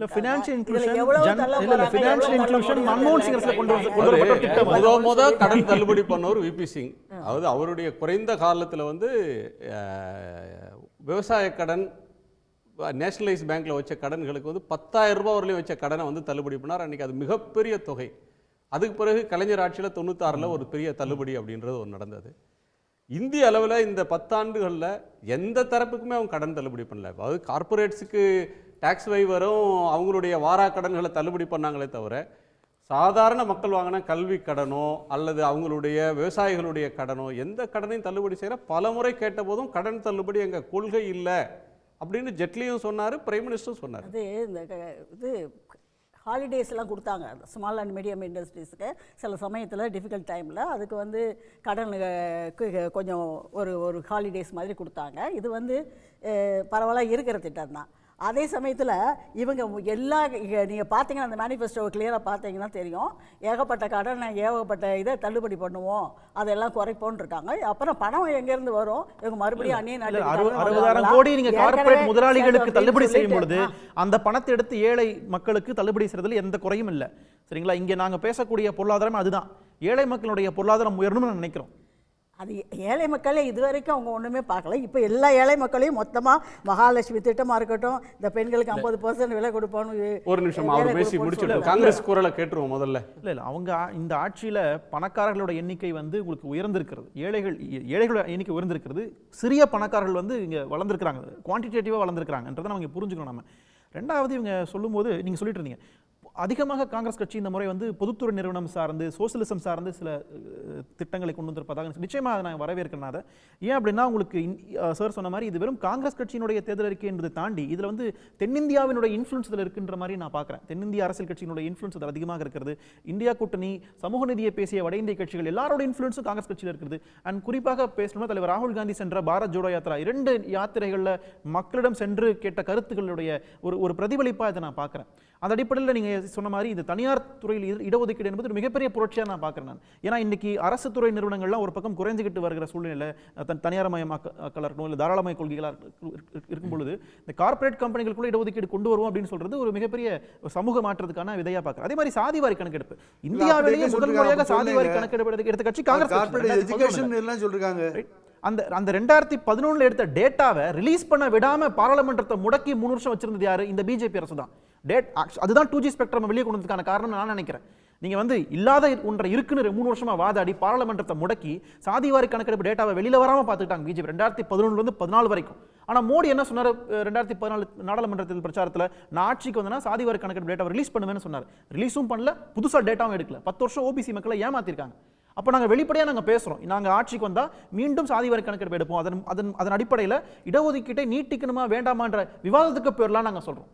இன்றைக்கு இருக்கக்கூடிய 50% சீலிங் வந்து தேவையா, நீங்கள் மக்கள் தொகை அடிப்படையில் இடஒதுக்கீட்டு இருக்கிறதா அப்படின்ற ஒரு விவாதத்துக்கு போகலான்ற நாங்கள் கூப்பிட்றோம். இன்னைக்கு இந்திய கட்சிகள் வந்து தமிழ்நாட்டில் 69 விழுக்காடு இடஒதுக்கீடு இருக்கு, இன்னைக்கு 50% இடஒதுக்கீடு ஓபிசிக்கு இருக்கு. இன்னைக்கு அந்த மாதிரி இடஒதுக்கீடு மகாராஷ்டிராவில் இருக்கா, மத்திய பிரதேசில் இருக்கா, மற்ற மாநிலங்களுக்கான பெரிய கேள்வி இருக்குல்ல. அப்போ அந்த மக்களுடைய தாகத்தை போக்கும் விதமாக இது வந்து ஒரு மிகப்பெரிய தாக்கத்தை ஏற்படுத்தும் நினைக்கிறேன். காங்கிரஸ் ஆட்சி காலத்திலையும் சென்ட்ரலைசேஷன் ஆஃப் பவர் இருந்தது. இப்போ இன்னைக்கு இருக்கக்கூடிய இன்னைக்கு வந்து கோஆபரேஷன் மினிஸ்டர்னு அமித்ஷா அவர்களுக்கு ஒரு போஸ்ட் கொடுத்துருக்காங்க. அவர் வந்து கோஆபரேட்டிவ் ஃபெடரலிசம் பேசினாங்க. கோஆபரேஷன் டிபார்ட்மெண்ட்டுக்கு இப்போ ஒரு ஹோம் அண்ட் கோஆபரேஷன் மினிஸ்டர்.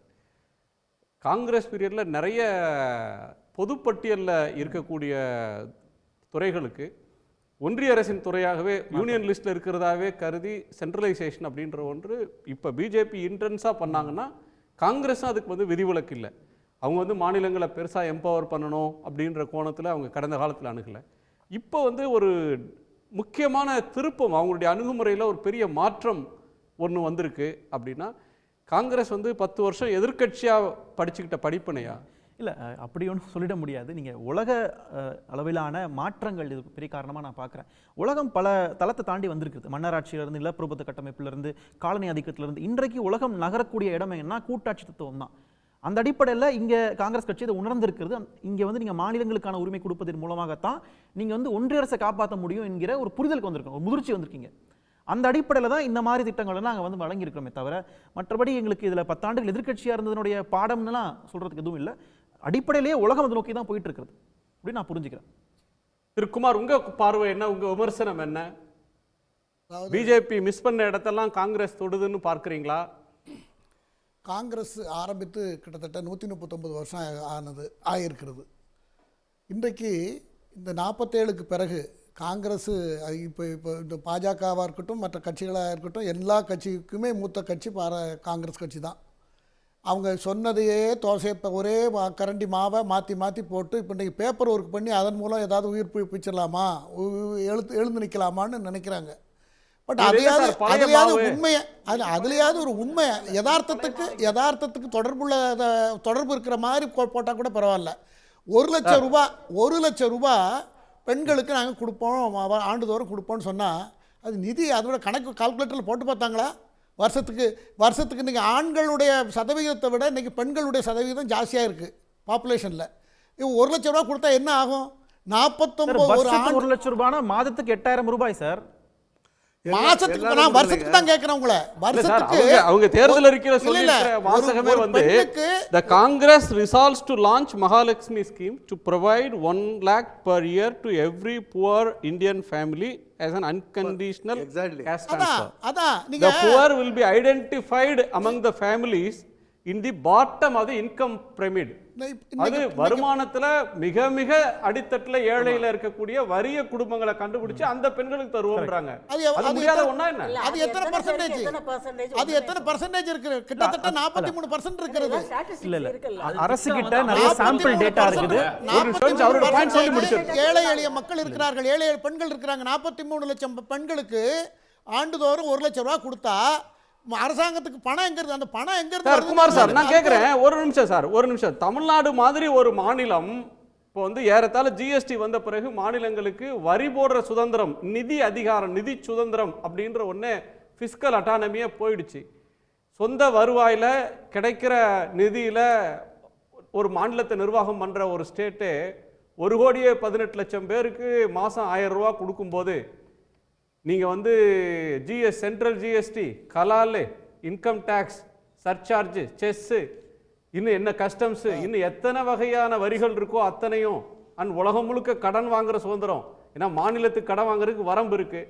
ஒன்றிய அரசு எவ்வளவு நாளும் கடன் வாங்கிக்கலாம். இவ்வளவு வசதி இருக்கிற ஒரு ஒன்றிய அரசால ஒரு மாநிலமே செய்யும் போது ஒரு ஒன்றிய அரசால செய்ய முடியாதா சார்? ஒரு ஆட்சியை பிடிக்கணுங்கிறதுக்காக நாட்டை, அதாவது மாட்டை வித்து வக்கீல் வாங்க முடியுமா சார்? இல்ல இல்ல மாடு 15 லட்சம் ரூபா அக்கவுண்ட்ல போடுவேன்னு சொல்லி ஆட்சியை பிடிச்ச நீங்க அதை பேசலாமா? ஒரு நிமிஷம் இல்ல 15 லட்சம் ரூபா அக்கவுண்ட்ல போடுவேன்னு சொல்லி ஆட்சியை பிடிச்ச நீங்க இத பத்தி பேசலாமா? நான் பேசுறத இல்ல டைவர்ட் பண்ணாதீங்க. எனக்கு அதுதான் புரியல. எனக்கு சார், கருப்பு பணத்தை மீட்டு இந்தியா கொண்டு வரேன்னு சொன்ன நீங்க இத பத்தி பேசலாமா? ராபர்ட், நான் பேசும்போது குறுக்கிடாதீங்க. அப்புறம் நான் தான் ஒரு கடைசி நிமிஷம் குமார் சார், ஒரு நிமிஷம். கிருஷ்ணன் சார் குறிப்பிட்டார், அதுக்கு சேர்த்து நீங்க பதில் சொல்லிருங்க. சார், திரு கிருஷ்ணன், மாட்டை வித்து வக்கீல் வாங்க முடியுமான்னு பாருங்க சார். மாட்டை வித்து வக்கீல் வாங்கினா அது யூஸ் ஆகுமா? அதுதான் என் கேள்வி. அதுக்கு யாராவது பதில் சொல்லுங்க. ஓகே, திரு கிருஷ்ணன் குறுக்கிடுறார், கேட்போம் அவர் என்ன சொல்றாரு. நான் போய் சொல்கிறேங்க. அதாவது ஏழைகளுக்கு செய்ய முடியும் என்றால் நிச்சயம் செய்ய முடியும். இப்போது நரேந்திர மோடியை எடுத்துக்கங்களேன். இன்றைக்கி 80 லட்சம் பேருக்கு ஃப்ரீ ரேஷன் எதுக்காக கொடுக்குறாரு? வந்து 80 லட்சம் இந்தியா 80 கோடி பேர், 80 கோடி பேருக்கு இன்னைக்கு ஃப்ரீ ரேஷன் கொடுக்க முடியும். அதோட காஸ்ட் எவ்வளவு சார்? மகாலட்சுமி திட்டம் ஏன் நடக்க முடியாது? அதோட காஸ்ட் எவ்வளவு? ஃப்ரீ ரேஷன் 5 கிலோ அரிசி எவ்வளவு காஸ்ட்? 5 கிலோ அரிசிக்கு எவ்வளவு காஸ்ட் ஆகுது பாருங்க. 80 கோடி பேருக்கு நண்பரே, 80 கோடி பேருக்கு கொடுக்கறதும் இது வந்து அந்த பாட்டமாக நீங்கள் வந்து 50% எல்லாருக்கும் ஏழைகளிலே மிக மிக நலிவான ஏழைகளுக்கு மட்டும்தான் கொடுக்கப்படும் என்று அது சொல்லிருக்க திட்டம் சொல்லியிருக்க வந்து அது எவ்வளோ பேர்னு கணக்கில் எடுக்கவே இல்லை. இது வந்து 80 கோடி பேர் இந்திய மக்கள் தொகையில் 55% வந்து ஃப்ரீ ரேஷன் கொடுக்குறாங்க. வந்து இது வந்து இது வந்து எவ்வளோ நம்பர், எவ்வளோ ரொம்ப கம்மியாக தானே இருக்கும். 1 லட்சம் ரூபா கொடுக்கறதுக்கு வந்து இது கொடுக்க முடியும்னா இதுவும் கொடுக்க முடியும். கொடுக்க முடியாதுங்கிறது நிச்சயமா முடியாது சார். நிச்சயமா முடியாது. நீங்க போட்டு பாருங்க. நீங்க அதெல்லாம் செய்ய முடியும். பிராக்டிகலி விமானம் வாங்குனீங்களா? அந்த செலவுல செய்ய முடியும். 80 கோடி ரூபாய் பேருக்கு வந்து உணவு தானியம் கொடுக்கிறதுக்கு 2 லட்சம் கோடி செலவு பண்றாங்க சார் மோடி அரசு. மக்களை ஏமாத்துவதற்காக அவ்வளவு செலவு பண்ணி ரெண்டு பேரும் ஒரே இது எப்படி முடியும்? எப்படி சாத்தியம்? அதனால காங்கிரஸ் வந்து எப்படி சாத்தியம்ன்றீங்க? ஒரு மாற்று பார்வை வருது. ஒரு செகண்ட் சார். இல்ல அந்த 80 கோடி ஏழை மக்களுக்கு வந்து இலவசமா தானியங்கள் கொடுக்கறதுக்கு வந்து பிடிஎஸ்ல 2 லட்சம் கோடி ஆகுது. அப்ப 2 லட்சம் கோடி செலவு பண்ணி கொடுக்க முடியும்னா ஏன் வந்து சில லட்சம் மக்களுக்கு வந்து வருஷத்துக்கு 1 லட்சம் எப்படி ஏன் கொடுக்க முடியாது? 12 லட்சம் கோடியை வந்து அந்த 10 ஆண்டுகள்ல வந்து தள்ளுபடி பண்ணியிருக்கு. சராசரி எவ்வளவு ஆச்சு வருஷத்துக்கு? கார்ப்பரேட் நிறுவனங்களுக்கு பெரும் பணக்காரர்களுக்கு 12 லட்சம் கோடியை தள்ளுபடி பண்ண முடியும் 10 ஆண்டுலன்னா வருஷத்துக்கு சராசரியா 1 லட்சம் கோடிக்கு மேல தள்ளுபடி பண்ணிட்டு இருக்கீங்க. அதை செய்ய முடியும் பொழுது ஏன் வந்து சில லட்சம் மக்களுக்கு ஆண்டுக்கு 1 லட்சம் ரூபா கொடுக்க முடியாது? இப்படித்தான் வந்து UPA 1ல சொன்னாங்க. வேளாண் கடனை தள்ளுபடி பண்ணுறப்ப முடியாதுன்னாங்க. இங்கே கலைஞர் 2006 சொன்னப்போ சொன்னாங்க 7000 கோடி கூட்டுறவு கடன் வந்து தள்ளுபடி பண்ணப்பட்டது திமுக அரசில் கையெழுத்து போட்டு பண்ணாங்க. அதே போல் UPA 1 டென்யூரில் மன்மோகன் சிங் வந்து 70,000 கோடி வேளாண் விவசாயிகளோட கடனை தள்ளுபடி பண்ணாங்க இல்லையா? அது சாத்தியமாச்சு இல்லை?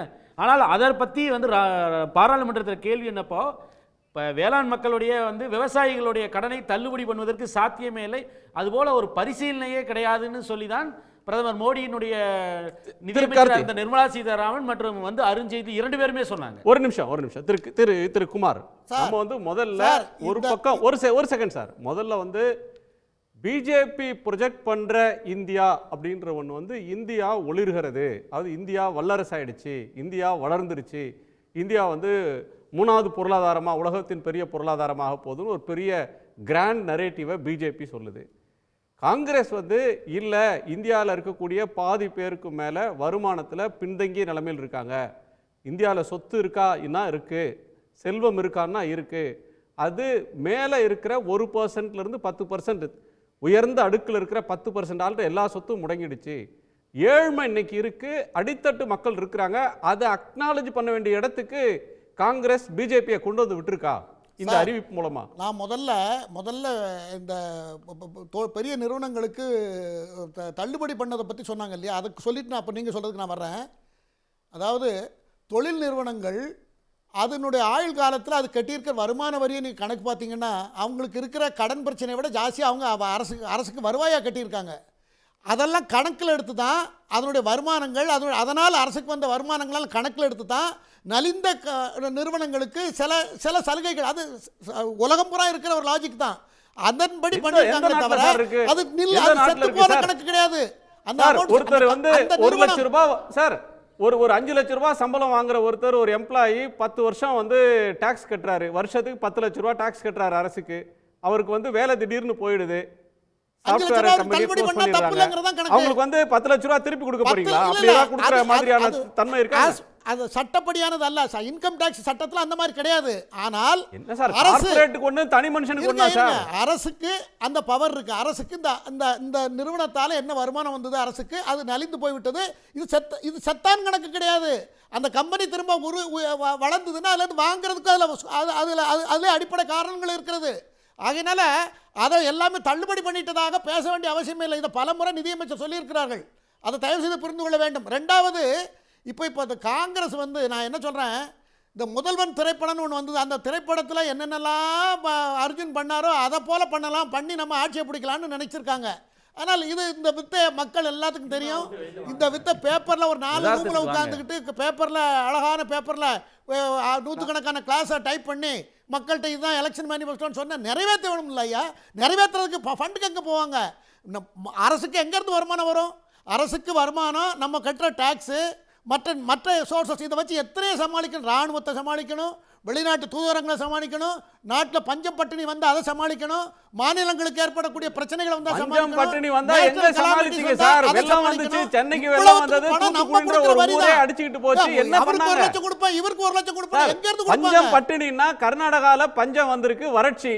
தமிழ்நாட்டுல வெள்ளம் வந்துச்சு, சென்னை, காஞ்சிபுரம், திருவள்ளூர் மூழ்கி போச்சு, தூத்துக்குடி அந்த நகரமே ஒரு வாரம் வந்து திண்டாடி போச்சு. சார் என்ன பஞ்சம் பட்டினி வந்தா என்ன பண்ணாங்க? 5000 கோடி ரூபாய் 2 நாளைக்கு முன்ன தான் நிதியமைச்சர் சொன்னார்கள். தமிழ்நாடு அரசு கடன் வாங்குனதுன்னு முதலமைச்சர் சொல்லிட்டாரு. ஒன்றிய அரசு தமிழ்நாடு அரசுக்கு நேரா கொடுத்துருவாங்களா? கடன் கொடுக்கிறதுக்கு இந்திய அரசுக்கு தானே கொடுக்காங்க. இந்திய அரசு கொடுத்து இந்திய அரசு வழியா தானே தமிழ்நாட்டு அரசுக்கு வருகிறது. திருப்பி தமிழ்நாடு அரசு தானே கட்ட போகுது. இந்திய அரசு தானே ரெஸ்பான்சிபிலிட்டி. தப்பு சார் நீங்க சொல்றது. கடன் இந்திய அரசு வாங்குற கடன்ல தமிழ்நாடு அரசு வாங்குறதுக்கு ஒரு சாவரின் கேரண்டியை தான் இந்தியா கொடுக்குது. கடனையும் வட்டியும் மாநில அரசு தான் கட்டணும். திரு கிருஷ்ணன் குறுக்கிடுறாங்க, ஒரு நிமிஷம். இந்திய அரசாங்கம் தான் அதுக்கு கேர் ஆஃப். இந்திய அரசாங்கம் தான் ரெஸ்பான்சிபிலிட்டி. பே பண்றது தமிழக அரசு. தனக்கு தேவைக்காக வாங்கிட்டு பே பண்றது அதுக்கு பொறுப்பாளர். கடனுக்கு ஜாமீன் கொடுக்கறதெல்லாம் வந்து காசு கொடுத்த கணக்குல வருமா சார்? கடன் ஒருத்தர் கொடுக்கறாரு, கடன் ஒருத்தர் வாங்குறாரு, ஜாமீன் கையெழுத்து போட்டவர் வந்து நான் தான் கடன் கொடுத்தேன்னு சொல்ல முடியுமா? அப்படி இருக்கு நீங்க சொல்றது. இல்ல நான் என்ன சொல்ல வரேன், இதெல்லாம் நான் இத ஒரு எக்ஸாம்பிளுக்கு தான் சொல்றேன். நான் இந்த அறிக்கை வந்து எனக்கு இந்த காங்கிரஸ் உடைய மேனிஃபெஸ்டோ படிச்சதுல இருந்து ஒரே சிரிப்பு தான் வந்தது. இது யார் ஐடியா கொடுத்தாங்கன்னு தெரியல. இதை மக்கள் வந்து அவ்வளவு முட்டாள்களா இருப்பாங்க. ஒரு அரசாங்கம் மக்களுக்கு சேவை அரசியல் கட்சி என்றால் என்ன? தமிழ்நாட்டில் திரு மு.க. ஸ்டாலின் அவர்கள் 1000 ரூபாய் உரிமை தொகை கொடுப்போம்னு சொல்லும் போதும் நகைப்புக்குரியதுன்னு சொன்னாங்க, கொடுக்கவே மாட்டாங்கன்னு சொன்னாங்க. 1 லட்சம் பேர் கொடுத்துட்டு ஏமாத்திடுவாங்க அப்படின்னு சொன்னாங்க. ஆனா அது நடைமுறைக்கு வந்துருச்சே. 6 மாசமா காசு மக்களுக்கு போயிருக்கு, செப்டம்பர்ல இருந்து போயிட்டு இருக்கேன் சார். ஒரு நிமிஷம் சார், திரு பி.ஏ. குறுக்கிடுறாரு. ஒரு நொடி சார், ஒரு நொடி. திரு பி.ஏ. கிருஷ்ணன். அதாவது இந்த பாருங்க, மன்ரேகா வந்தபோது அதை பார்த்து நகைத்தவர் வந்து திரு நரேந்திர மோடி இல்லையா? மன்ரேகா முதல் ஸ்கீம் வரும்போது அதை பார்த்து நகைத்தவர் வந்து திரு ஊரக வேலை திட்டம் மோடி. ஜிஎஸ்டி கொண்டு வரும்போது வரக்கூடாது, அதை பற்றி நகைத்தவர் திரு நரேந்திர மோடி. ஆனால் நகைப்பு வந்து அவங்க எப்படி வேணால் நகைக்கலாம், அது ஒரு பிரச்சனை இல்லை. நான் சொல்ல வேண்டிய பாயிண்ட் வேறங்க. அதாவது காங்கிரஸ் கட்சியும் பாஜகவுமே ரெண்டுமே வந்து ஒரு முதலாளித்துவ பொருளாதாரத்தை நோக்கித்தான் செல்கின்றன என்பதில் எந்த ஐயமும் இல்லை. அதுவும் பெரும் முதலாளித்துவ பொருளாதாரத்தை நோக்கித்தான் செல்கின்றன. இன்றைக்கு அதானி எதிர்த்து காங்கிரஸ் பேசினாலும் நாளைக்கு அதானி பெருமுதலாளிகளுடைய பங்கு அவசியம் என்பதை தயவு செய்து மனதில் வைத்துக் கொண்டு பேசுங்கள். இல்லை நண்பர், நான் சொல்றதை முடிச்சப்பறம் நீங்க பேசுங்க. நீங்க பேச நான் தலையிடல இல்லையா? நான் பேசி முடிக்கிறேன். நான் என்ன சொல்றேன்னா, இதுதான் முரண். அதாவது காங்கிரஸ் என்னுடைய அறிக்கையில் என்ன சொல்லியிருக்கேன்னா, ஃப்ரீ ட்ரேடை நாங்கள் ஆதரிக்கிறோம் சொல்லியிருக்கு. நான் எல்லா இன்வெஸ்ட்மெண்ட் வந்து நாங்கள் கொண்டு வருவோம் சொல்லியிருக்கு. வந்து அப்படி முதலீடு வேணும்னா அவங்களுக்கு நீ உலகம் பூராமே வந்து இன்று பெருமுதலாளிகளை நாடி இருக்க வேண்டிய ஒரு கட்டாயம் வந்து இருக்குது. அது காங்கிரஸுக்கும் இருக்கும். இன்றைக்கு பிஜேபி இருக்கிற மாதிரி அது காங்கிரஸுக்கும் இருக்கும். அப்படி இருக்கும்போது அந்த முரணை வந்து அவர்கள் எப்படி தீர்க்கப் போகிறார்கள் என்ற கேள்வியை தான் நீங்கள் எல்லாரும் பாஜகன்னு தீர்க்க முடியல. அது வந்து காங்கிரஸ் எப்படி தீர்க்க போகிறான்ற கேள்வி தான் நம்ம கேட்கணும். இப்போ மக்கள் வந்து அந்த கேள்வி தான் காங்கிரஸ்கிட்ட கேட்கணும்.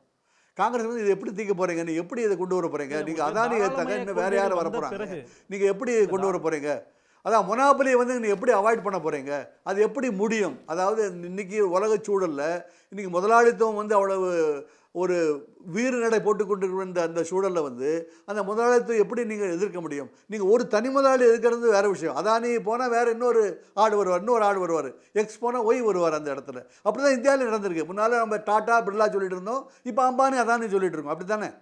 அப்படிதான் நடந்திருக்கு இல்லையா? காங்கிரஸ் காலத்துக்கு முன்னால டாடா பிர்லா சொல்லிட்டு டாடா குரோனி கேபிட்டலிசம் இல்ல சார். டாடாவோட குரோனி கேபிட்டலிசம் அந்த ஓலிகாரி அந்த கணக்குல வராது. இல்ல இல்ல இது பாருங்க, அதுக்கு நான் வரேன் சார். இல்லை நான் அதுக்கு நான் வந்துடுறேங்க. குரோனி கேபிட்டலிசம் நீங்கள் சொல்கிறது I agree with you. Crony capitalism சொல்கிறது அக்ரி வித் யூ. பட் பெருமுதலாளி வரும்போது குரோனி கேபிட்டலிசம் இல்லாமல் இருந்தாலுமே வந்து அது பல பிரச்சனைகளே உருவாக்கும் வந்து நிச்சயம். கேபிட்டல் அக்யூம் நம்ம எப்படி கேபிட்டல் கொண்டு வராங்கிறது பல பிரச்சனைகள் நிச்சயம் உருவாக்கும் வந்து. உருவாக்காமல் இருக்கவே முடியாது வந்து. குரோனி கேபிட்டலிசம் வந்து எக்ஸ்ட்ரா பாயிண்ட். எஸ், இந்த எல்லாம் குரோனி கேபிட்டலிசம் வந்து இருக்குது. அந்த காலத்துலேயும் குரோனி கேபிட்டல் இருந்தது, இல்லை சொல்ல முடியாது வந்து. டாடா பிர்லான்னு வேறு ஆள் இருந்தாங்க அப்போது. அது இப்போ அவ்வளோ பெரிய ஆள் இல்லை, அது கொஞ்சம் கம்மியாக இருந்தாங்க. நான் பேர் சொல்ல விரும்பலை. நிறைய பேர் இருந்தாங்க வந்து அந்த காலத்துலேயும். காங்கிரஸ் கட்சி சேர்ந்தே நிறைய பேர் இருந்தாங்க அப்போது. அதனால குரோனி கேபிட்டலிசம் இப்போ வந்து மிக பெரிய பூதாகாரமாக உருவெடுத்துக்கிறத நான் மறுக்கலை. பிஜேபிக்கும் காங்கிரஸுக்கும் ஒரே மாதிரியான பொருளாதார கொள்கையை என்னால் ஏற்றுக்கொள்ளவே முடியாது. நாங்கள் நம்புவது சந்தை பொருளாதாரம், அவர்கள் பின்பற்றுவது குரோனி கேபிட்டலிசம். நாங்கள் நம்புவது சந்தை பொருளாதாரத்தில் ஒரு ஃபேர் காம்படிஷன் இருக்குன்னு நாங்கள் நினைக்கிறோம். 2004 2014 வரைக்கும் ஒரு ஃபேர் காம்படிஷன் என்ஷூர் பண்ணிக்கிட்டே இருந்தோம். அதனால ஏற்படக்கூடிய பாதகங்களை சரி செய்யறதுக்கு, சமூக ரீதியாக பாதகங்களை சரி செய்யறதுக்கு பல சோஷியல் வெல்ஃபேர் ஸ்கீம்ஸ் கொண்டு வந்து சரி பண்ணிட்டு இருந்தோம், பேலன்ஸ் பண்ணிக்கிட்டே இருந்தோம் நாங்கள். ஆனால் பிஜேபி ஆட்சியில் முதலாளித்துவத்தை நோக்கி எக்ஸ்ட்ரீமுக்கு போனாங்களே தவிர இந்த சமூக பாதகங்களை சரி செய்யறதை பற்றி அவங்க கண்டுகொள்ளவே இல்லை. அவங்க அதனால தான் இவ்வளவு பெரிய ஒரு இழப்பு இந்தியாவில் ஏற்பட்டிருக்குது. வறுமை கோட்டு கீழே உள்ள மக்களோட எண்ணிக்கை அதிகரித்திருக்கிறது. உங்களுக்கு இந்தியா உங்களுக்கு ஊட்டச்சத்து குறைபாடுல பின்னாடி போனது காரணம் அதுதான். மனிதவள மேம்பாடுல பின்னாடி போனது காரணம் அதனால தான். சோஷியல் வெல்ஃபேர் மெஷர்ஸை ஃபுல்லா கைவிட்டுட்டாங்க. அது கொடுத்த ஃபண்டிங் எல்லாம் ஸ்டாப் பண்ணிட்டாங்க. இப்ப காங்கிரஸ் கட்சியினுடைய தேர்தல் இருக்கே அதான் செய்ய போகிறது. இந்த தாராளமய கொள்கையில் ஏற்படக்கூடிய பாதகங்களை சரி செய்வதற்கு தான் சோஷியல் வெல்ஃபேர் மெஷர்ஸ். இல்லை ஜாப்லெஸ் க்ரோத் வந்து மன்மோகன் சிங் காலத்திலேருந்தே வந்துடுது. அது இல்லை நீங்கள் மறுக்க முடியுமா? அந்த காலத்திலே இருக்க வந்து இவர் வந்து சரி செய்யலைங்கிறது உண்மை, தவறான விஷயம். அதே சமயத்தில் வந்து இந்திய அளவில் அந்த கொரோனா பீரியட்லேருந்து இன்னைக்கு வரைக்கும் ஒரு பப்ளிக் டிஸ்ட்ரிபியூஷன் சிஸ்டம் மூலமாக ஒரு மாதத்துக்கு இவ்வளவுன்னு ஒரு தானியங்களை கொடுக்கறது வந்து பிஜேபி அரசு தான். காங்கிரஸ் அதை ட்ரை பண்ணதே கிடையாது.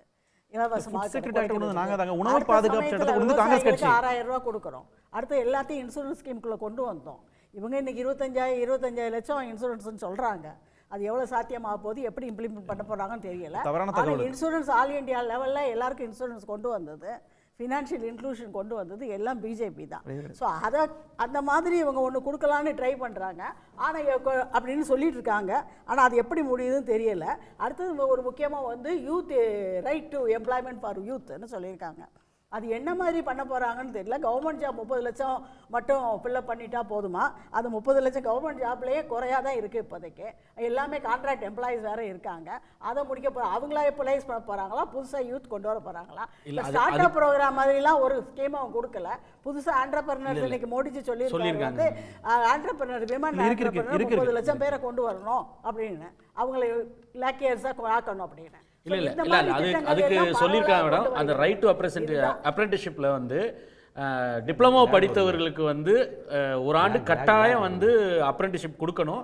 அதற்கு தான் வந்து வருடத்திற்கு மாசத்திற்கு 8000 ரூபாய் சம்பளம்னு சொல்லி அந்த திட்டத்தை அனௌன்ஸ் பண்ணியிருக்காங்க. ஸ்டார்ட் அப்புக்கு இல்லைன்னு சொல்லி சொன்னீங்க. ஸ்டார்ட் அப்புக்கு மட்டும் ஒரு ஃபண்டுன்னு சொல்லிட்டு ஒரு 5000 கோடி ரூபாய் வந்து கொடுக்கணும். அதுக்கான ஒரு நிதியை வந்து அனௌன்ஸ் பண்ணியிருக்காங்க. இந்தியா இவ்வளவு வளர்ந்து கொண்டிருக்கிறது அப்படின்ற ஒரு புள்ளி விவரத்தை சொல்றாங்க. கடந்த ஜூலை ஆகஸ்ட் 2023 இதுவரை அந்த தேசிய ஊரக வேலைவாய்ப்பு திட்டம் வந்து அமல். அதை பற்றி நிறைய பேசிட்டோம். நான் அவர்கிட்ட கேட்க விரும்பின கேள்வியை உங்கள்கிட்டயே கேட்டுறேன். இந்த தேர்தல் அறிக்கையில் ஒரு முக்கியமான விஷயம் வந்து இதுவரையிலும் எந்த கட்சியும் கொடுக்காத ஒரு வாக்குறுதியாக இருக்கும். ஒன்று மீடியா ரிலேட்டடாக வர்றப்ப அது அடுத்து வர அவர் சொல்கிறது வந்து இந்த மைனாரிட்டிஸ் சிறுபான்மை மக்கள் அல்லது சமூகத்தினுடைய எந்த பிரிவினரும் என்ன சாப்பிடணும், என்ன உடுத்தணும், எந்த மொழியை பேசணும், எந்த பர்சனல் லாஸ் அவங்களுக்கு வந்து அப்ளிகபிள் ஆகணும் அப்படின்ற ஒன்றை காங்கிரஸ் என்ஷூர் பண்ணும். அவங்களுடைய உரிமை அதில் தலையிட மாட்டோம் அப்படின்னு சொல்கிறாங்க. தனி மனிதர்களுடைய உரிமைக்கு, உணவுக்கு, அவங்க போடுற உடைக்கு, அவங்களுடைய பர்சனல் அவங்களுடைய கல்யாணம், விவாகரத்து மாதிரியான சட்டங்கள் இதிலெல்லாம் கருத்து சொல்ல வேண்டி அதில் ஒரு தேர்தல் வாக்குறுதியாக சொல்ல வேண்டிய இடம் எங்கே வந்தது அப்படின்னு ஒன்று. இன்னொன்று paid news and fake news. இதை வந்து நாங்கள் வந்து முற்றுப்புள்ளி வைப்போம், அதுக்கு வந்து பிரஸ் கவுன்சில் ஆஃப் இந்தியாவை எம்பவர் பண்ணுவோம் அப்படின்னு சொல்லியிருக்காரு. இந்த ரெண்டும் அவ்வளோ பெரிய மெனேஸாக இன்றைக்கி வந்திருக்கு. நிச்சயமாக நீங்கள் அப்போவே கேட்டீங்க ராபர்ட்டோட, எப்படி வந்து நீங்கள் இந்த விஷயங்களை என்ன அடிப்படையில் வந்து அவர்கிட்டையும் கேட்டீங்க. இந்த கடந்த 10 ஆண்டுகளில் இந்த நாடு என்னென்ன இதெல்லாம் வந்து சந்தித்ததோ அதுலேருந்து கற்றுக்கொண்ட படிப்பனையின் அடிப்படையில் தான் இவங்க இதில் ப்ரிப்பேர் பண்ணியிருக்கிறாங்க. மறுபடியும் முஸ்லீம் பர்சனல் லா போர்டு தான் அவங்க சொல்ல வர்றீங்க. அப்போது எந்தெந்த விஷயங்களில் ஒரு என்ன அக்லக்குக்கு என்ன நடந்தது, அவர் வீட்டுக்குள்ளே என்ன கறி வைத்திருக்கணுன்றதை இன்னும் வெளியில் இருக்கக்கூடிய நபர்கள் தீர்மானித்து அவரை கொலை செய்தார்கள் இல்லையா, அதற்கு தீர்வு காண்பது. அதே போல் வந்து இங்கே என்ன மொழி பேச வேண்டும்ன்றது, நீங்கள் வந்து இந்த மொழியில் தான் பேச வேண்டும், பாராளுமன்றத்தில் வந்து ஏன் இந்த மொழியில் பேசுகிறீங்கன்னு சொல்லி தெற்கிலிருந்து வரக்கூடிய எம்பிக்கள், இல்லை ஹிந்தி பேசாத எம்பிகள், நாடாளுமன்ற உறுப்பினர்களே வந்து அவர்களை வந்து ஆஸ்ட்ரசைஸ் பண்ணுவதாங்க. அப்போ அது போன்ற அந்த ஹராஸ்மெண்ட்டுக்கெல்லாம் இந்த நாடு என்னென்னலாம் அவலங்களை எல்லாம் சந்தித்ததோ அதற்கு தீர்வுகளை வந்து முன்மொழிகிறாங்க. இப்போது அதற்கு நீங்கள் கிளாசிக் எக்ஸாம்பிள் ஏன் இதற்கு தேவைன்றதுக்கான காரணம் வந்து கடந்த 2 வாரங்களில் நம்ம நடந்த விஷயங்களை பார்த்தாலே தெரிஞ்சிடும். கர்நாடகாவில் இருக்கக்கூடிய ஒரு பாஜக எம்பி வெளிப்படையாக சொல்லுகிறார், நாங்கள் மீண்டும் தேர்தலில் வெற்றி பெற்று வந்தால் இந்திய அரசியலமைப்பு சட்டத்தை மாற்றி எழுதுவோன்றார். செக்யூலரிசம் என்பது இடைச்செருகள், அதையெல்லாம் மாற்றி எழுதுவோம், இந்திய அரசியலமைப்பு சட்டத்தை இது தவறாக இருக்கிறதுன்னு சொல்கிறாங்க. இதே கருத்தை வடமாநிலத்தில் பாஜகவில் இருக்கக்கூடிய ஒரு வேட்பாளராக இருக்கக்கூடியவர் வந்து வெளிப்படையான அந்த கருத்தை சொல்கிறாங்க. அப்போது இந்த அரசியலமைப்பு சட்டத்தை வந்து அடுத்தது அவர்களுடைய மிஷன், முதல்ல வந்து பார்லிமெண்ட்டை முத்தமிட்டு வந்தார், அப்புறம் அரசியலமைப்பு சட்டம். இந்த 2வது முறையில் வந்து 2019-24 திரு மோடி அவர்களால் வந்து அது முழுமையாக நிறைவேற்ற முடியவில்லை.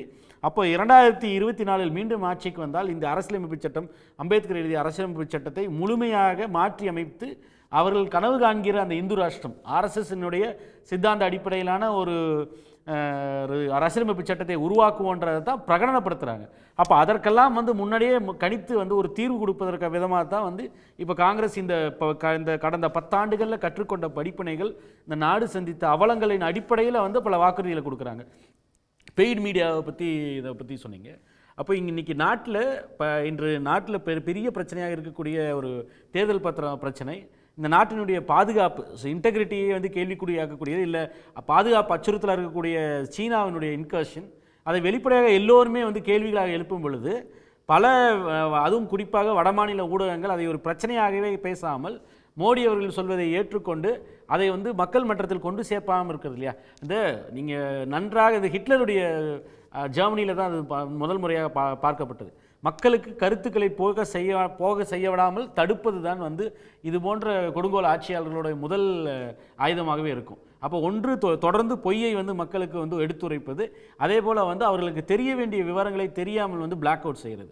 அப்போ அதற்கு வந்து ஒரு ஜனநாயக நாட்டில் மக்களுக்கு வந்து இந்த இன்ஃபர்மேஷன் ஏஜில் விஷயங்கள் தெரியாமல் இருப்பதுன்றது வந்து ஒரு பெருங்கொடுமை. அப்போ அதற்கு தீர்வு வேணுன்றதை தான் இவங்க முன்மொழிகிறாங்க. அதுதான் வந்து அதனால தான் இது ரொம்ப ரொம்ப அத்தியாவசியம்னு நான் பார்க்குறேன். சரி, மக்கள்கிட்ட வந்து ஒரு கேள்வியை முன் வச்சுருக்கோம். ஏழை பெண்களுக்கு ஆண்டுக்கு 1 லட்சம், நீட் விலக்கு, ஜாதிவாரி கணக்கெடுப்பு, ரயில் கட்டண சலுகை, இப்படி நிறைய வாக்குறுதிகள் எல்லாம் தேர்தல் அறிக்கையில் காங்கிரஸ் கொடுத்துருக்கு. அது என்ன தாக்கத்தை ஏற்படுத்தும் அப்படின்ற கேள்வியை ட்விட்டர் வாயிலாக கேட்டிருக்கிறோம். வெற்றியை தேடித்தரும்னு 76% பேர், நிறைவேற்றுவது கடினம் என 17% பேர், பாஜகவுக்கு இது ஒரு சவால் என்று 7% பேர் கருத்து தெரிவிச்சிருக்காங்க. அந்த நேயர்களுக்கு நன்றி. திரு கிருஷ்ணன், திரு பி. ஏ. கிருஷ்ணன், உங்கள் நிறைவு பார்வை. சிதம்பரம் அவர்களுடைய பதில் உங்களுக்கு கன்வின்சிங்காக இருந்ததா? உங்கள் நிறைவு பார்வை.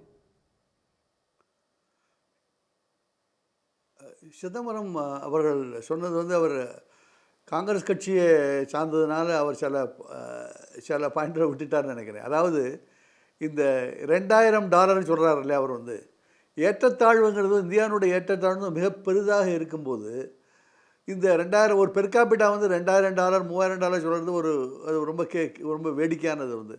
அதாவது அம்பானி வீட்டு பக்கத்தில் உள்ள 1 லட்சம் பேர் எடுத்துட்டோம், அம்பானியோட வருமானத்தை சேர்த்து சராசரி பார்த்தா அந்த 1 லட்சம் பேர் கோடீஸ்வரன் தான் நமக்கு தெரிவாங்க இல்லையா? ஆமாம்.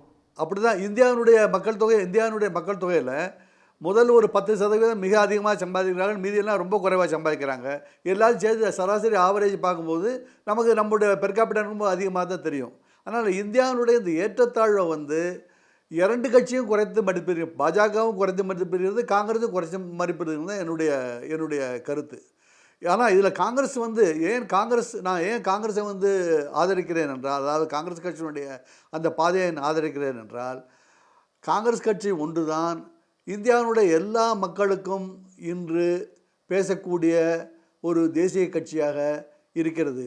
இந்தியாவினுடைய எல்லா தரப்பு மக்களும் காங்கிரஸ் கட்சி சொல்லக்கூடியதை நம்ப முடியும். அதாவது பாஜக சொல்லக்கூடியதை சிறுபான்மையினர் நம்புவது மிகவும் கடினமாக இருக்கும். ஆனால் காங்கிரஸ் கட்சி சொல்வதை இந்தியாவினுடைய அடித்தட்டு மக்களும் சரி, இந்தியாவினுடைய சிறுபான்மை மக்களும் சரி, காங்கிரஸ் கட்சி சொல்வதை நம்புவார்கள் என்று நான் நினைக்கிறேன். அந்த நம்பிக்கை ஓட்டாக மாறாதா என்பது ஒரு பெரிய கேள்வி. அதாவது திரு மோடி அவர்கள் 10 வருஷம் செய்த அவருடைய எல்லா குறைபாடுகளும், அவர் வந்து அயோத்தியினுடைய அந்த அஸ்திவாரத்தில் தோண்டி அதை புதைத்து அதற்கு மேலே கோவில் கட்டி மக்கள் அந்த கோவிலில் உள்ள ஸ்ரீராமரை வழிபடுவதால் மறந்து விட்டார்கள் என்று அவர் நினைக்கிறார். பாஜகவும் அவ்வாறு நினைக்கிறது. மக்கள் தான் அவர் மறந்து விட்டார்களா இல்லையா என்பதை இல்லை என்பதற்கு மக்கள் தான் பதில் சொல்ல வேண்டும் என்று நான் நினைக்கிறேன். நன்றி நன்றி நன்றி. திரு குமார், உங்கள் நிறைவு பார்வை. அதாவது நம்முடைய உள்துறை அமைச்சர், முன்னாள் உள்துறை அமைச்சர் ப. சிதம்பரம் அவர்கள் முதிர்ந்த அரசியல்வாதி, நிதியமைச்சராக இருந்தவர். அவர் இந்த தேர்தல் அறிக்கையை ஒரு கதாநாயகனாக அது நடக்கும் நடக்காது அல்லது ப்ராக்டிக்கல் இன்ப்ராக்டிக்கல் இதெல்லாம் தாண்டி ஒரு அட்ராக்ட் பண்ணுறதுக்காக இதை அவர் தலைமையில் அந்த குழு இருந்ததுனால அவர் நிறைவேற்றியிருக்கிறார். நீங்கள் கேட்ட கேள்விக்கு அவர் நேரடி பதிலை சொல்லவே இல்லை. எப்படி அது சாத்தியம் என்று கேட்டீர்கள். 1 லட்சம் ரூபாய் ஏழை பெண்களுக்கு கொடுக்குறேன் என்று சொல்லியிருக்கிறத எதை வைத்து இப்படி சொன்னீர்கள் என்று அற்புதமான கேள்வி. தொடர்ந்து விவாதங்கள் நடத்தணும் அந்த கேள்வியை. ஏன்னா அதுக்கு அவரால் பதில் சொல்ல முடியாது. ஏன்னா அதுக்கு கணக்கு பார்த்தீங்கன்னா கால்குலேட்டரில் கூட கணக்கில் வருதான்னு தெரியாது, அவ்வளோ பணம் தேவைப்படும். நோட்டை வந்து அச்சடித்து கொடுத்து டபுளிங் பண்ண முடியாது. அவர் அரசாங்கம் டபுளிங் பண்ணால் தான் இதெல்லாம் செய்ய முடியும். அந்த மோடி அரசு அதெல்லாம் செய்யாது. ஆகையினால இது வந்து மக்களை வந்து எப்படியாவது எல்லா அவதாரமும் எடுத்தாகிவிட்டது. கிட்டத்தட்ட 70 வருஷமாக எல்லா அவதாரமும் எடுத்தாகிவிட்டது. எதுவுமே செல்லுபடி ஆகலை. அதனால் தேர்தல் அறிக்கையை வைத்து ஏதாவது நம்ம மக்களை வந்து கடைசி முறையாக நம்ம ட்ரை பண்ணலாமா அப்படின்னு ஒரு முயற்சி எடுத்திருக்காங்க. இந்த முயற்சியை வந்து மக்கள் வந்து, ஏன்னா மக்கள், நீங்கள் ஒரே ஒரு கருத்தை மட்டும் சொல்லிட்டு முடித்து விடுகிறேன். இப்போ ரயில்வே ஸ்டேஷனில் ட்ரெயினில் எந்த ட்ரெயினுக்கும் டிக்கெட் 15 நாளைக்கு முன்னே டிக்கெட் கிடைக்கிறது இல்லை. ஃப்ளைட்டில் மாதக்கணக்குகளை டிக்கெட் ஃபுல்லாகிடுது. எந்த ரெஸ்டாரண்ட் போனாலும் சாட்டர்டே சண்டேலாம் போனால் 1/2 மணி நேரம் 1 மணி நேரம் காத்திருக்கணும். அவ்வளோ ஃபுல்லு, அவ்வளவு அப்போ இவர் சொல்கிற மாதிரி வேலை வாய்ப்பும் பண கஷ்டமும் இருந்தால் இதெல்லாம் காத்தாடிக்கிட்டு இருந்திருக்கும். அதனால் இதெல்லாம் ஒரு மக்கள்கிட்ட ஒரு நெரேட்டிவை செட் பண்ணுறதுக்காக முன்னாள் நிதியமைச்சர் வந்து அவர் தவறான தகவலை கொடுத்துருக்காரு என்பது தான் என்னுடைய கருத்து. இதை யாரும் மக்கள் ஏற்றுக்க மாட்டாங்க. இந்தியா வளர்ந்துருக்கிறதுங்கிறத உலக நாடுகள் பூரா ஒப்புக்கொண்டு இருக்கிறது. இப்போ கனடா போன்ற நாட்டுகளில் சரி சார், நன்றி. ஒரே ஒரு அறிக்கை வந்து ஒரு கதாநாயகன் மக்களை ஏமாத்துறதுக்கு போட்டிருக்கிற ஒரு முயற்சின்னு சொல்றீங்க. அது நிறைவு பார்வையா இருக்கட்டும். இல்ல, ஒரே ஒரு செய்தி தான் சார். ஒரே ஒரு பதிவு பண்ணியிருக்காரு. இந்திய வரலாறுல எப்பொழுதும் இல்லாத அளவுக்கு வேலையின்மை நிலவுகிறது. உங்களுக்கு 2020 எடுத்த டேட்டால 14% அன்எம்ப்ளாய்மெண்ட் ரேட் இருக்கு. அக்னிபாத் திட்டம் கொண்டு வந்தாங்க. அந்த திட்டத்துக்கு போனா வேலை உறுதியாகுமான்ற தாண்டி உயிர் இருக்குமானே தெரியாது. அந்த திட்டத்துக்கு லட்சக்கணக்கான இளைஞர்கள் அப்ளை பண்ணியிருந்தாங்க. அப்போ இதுதான் வட இந்தியானுடைய வேலையின்மை சூழ்நிலையாக இருக்கிறது. அதை அட்ரஸ் பண்ணுறதுக்கு தான் இந்த மாதிரி திட்டங்களை கொண்டு வந்துருக்கிறோம். அதை வந்து இப்படி கேலி பண்ணுற விதமாக பேசுவதை ஏற்றுக்கொள்ள முடியாது. ரெண்டாவது, இந்த 70 ஆண்டு கால இந்திய சுதந்திர வரலாறுல குட் கவர்னன்ஸ் அப்படின்னா அது காங்கிரஸ் தான் அளித்திருக்கிறது. அட்மினிஸ்ட்ரேட்டிவ் ரீதியாக, நிர்வாக ரீதியாக சில சிக்கல் நடந்திருக்கின்றன, நம்ம இருக்கிறதுக்கு இங்கே இல்லை. ஆனால் கவர்னன்ஸ் வரும்போது சொன்ன வாக்குறுதிகளை நிறைவேற்றிய கட்சியாக உங்களுக்கு காங்கிரஸ் இருந்திருக்குது. பிஜேபி மாதிரி வாயில மட்டும் வட சொல்கிற கட்சியை நாங்கள் இல்லைன்றதை நாங்கள் பதிவு பண்ணிக்கிறேன். மேடம், அது ரொம்ப அம்பிஷியஸாக சிலதை சொல்லிட்டு போயிருக்காங்க. எல்லாத்தையும் அட்ரஸ் பண்ணியிருக்காங்க. ஆக்சுவலாக 25 லட்சம் இன்சூரன்ஸ் ஆகட்டும், இந்த மினிமம் சப்போர்ட் ப்ரைஸு, அக்ரிகல்ச்சர் ரிஸ்ட்டுக்கு, இந்த மாதிரிலாம் சொல்லியிருக்காங்க. நிச்சயமாக வரமாட்டோம் அப்படிங்கிறதுனால எல்லாத்தையும் சொல்லியிருக்காங்களா என்னவோ அதுவும் தெரியலை. அதே சமயத்தில் சிறுபான்மையினர் ஓட்டு வங்கியை குறியிட்டு அந்த கருத்தை சொல்லியிருக்காங்க. 19 ரூபா சொல்லியிருக்காங்க, அவங்க உரிமையில் தலையிட மாட்டோம், சுதந்திரம் கொடுக்கும். அது பிறகு மீடியா இன்றைக்கி நிறைய பலதரப்பட்ட மீடியாக்கள் இருக்குது. மீடியாக்கள் எல்லா அரசுகளாலும் எப்படி கையாளப்பட்டதுன்னு நமக்கு தெரியும். அதை ஒரு வேகா அதையும் சொல்லியிருக்காங்க. ஸோ ஒருவேளை மீடியா அவங்களுக்கு ஃபேவரபுளாக டேர்ன் ஆகுங்கிறக்காக சொல்லியிருக்கலாம். ஸோ இதை மாதிரி மேனிஃபெஸ்டோவில் இது ரெண்டையும் ஒரு ட்ரிக்கிஷ் இஷ்யூவாகவும் சொல்லியிருக்குது. ஆனால் இதெல்லாம் நடைமுறைக்கு சாத்தியமாகுமா அப்படிங்கிறத பார்க்கலாம். பிரதமர் அவர்களே இந்த நாட்டில் 140 கோடி பேர் மக்கள் இருக்கக்கூடிய நாட்டில் 80 கோடி பேருக்கு அரசாங்கம் தான் உணவை கொடுத்து உறுதி செய்ய முடியுன்ற நிலையில் இருக்கக்கூடிய நாட்டில் ரெஸ்டாரண்ட் எல்லாம் கூட்டம் ரொம்ப வழியுது, வீக்கெண்டுக்கு போனால் இடம் இல்லைன்னு சொல்லி திருக்குமார் அதுக்கு ஒரு கூட்டம் இருக்கு.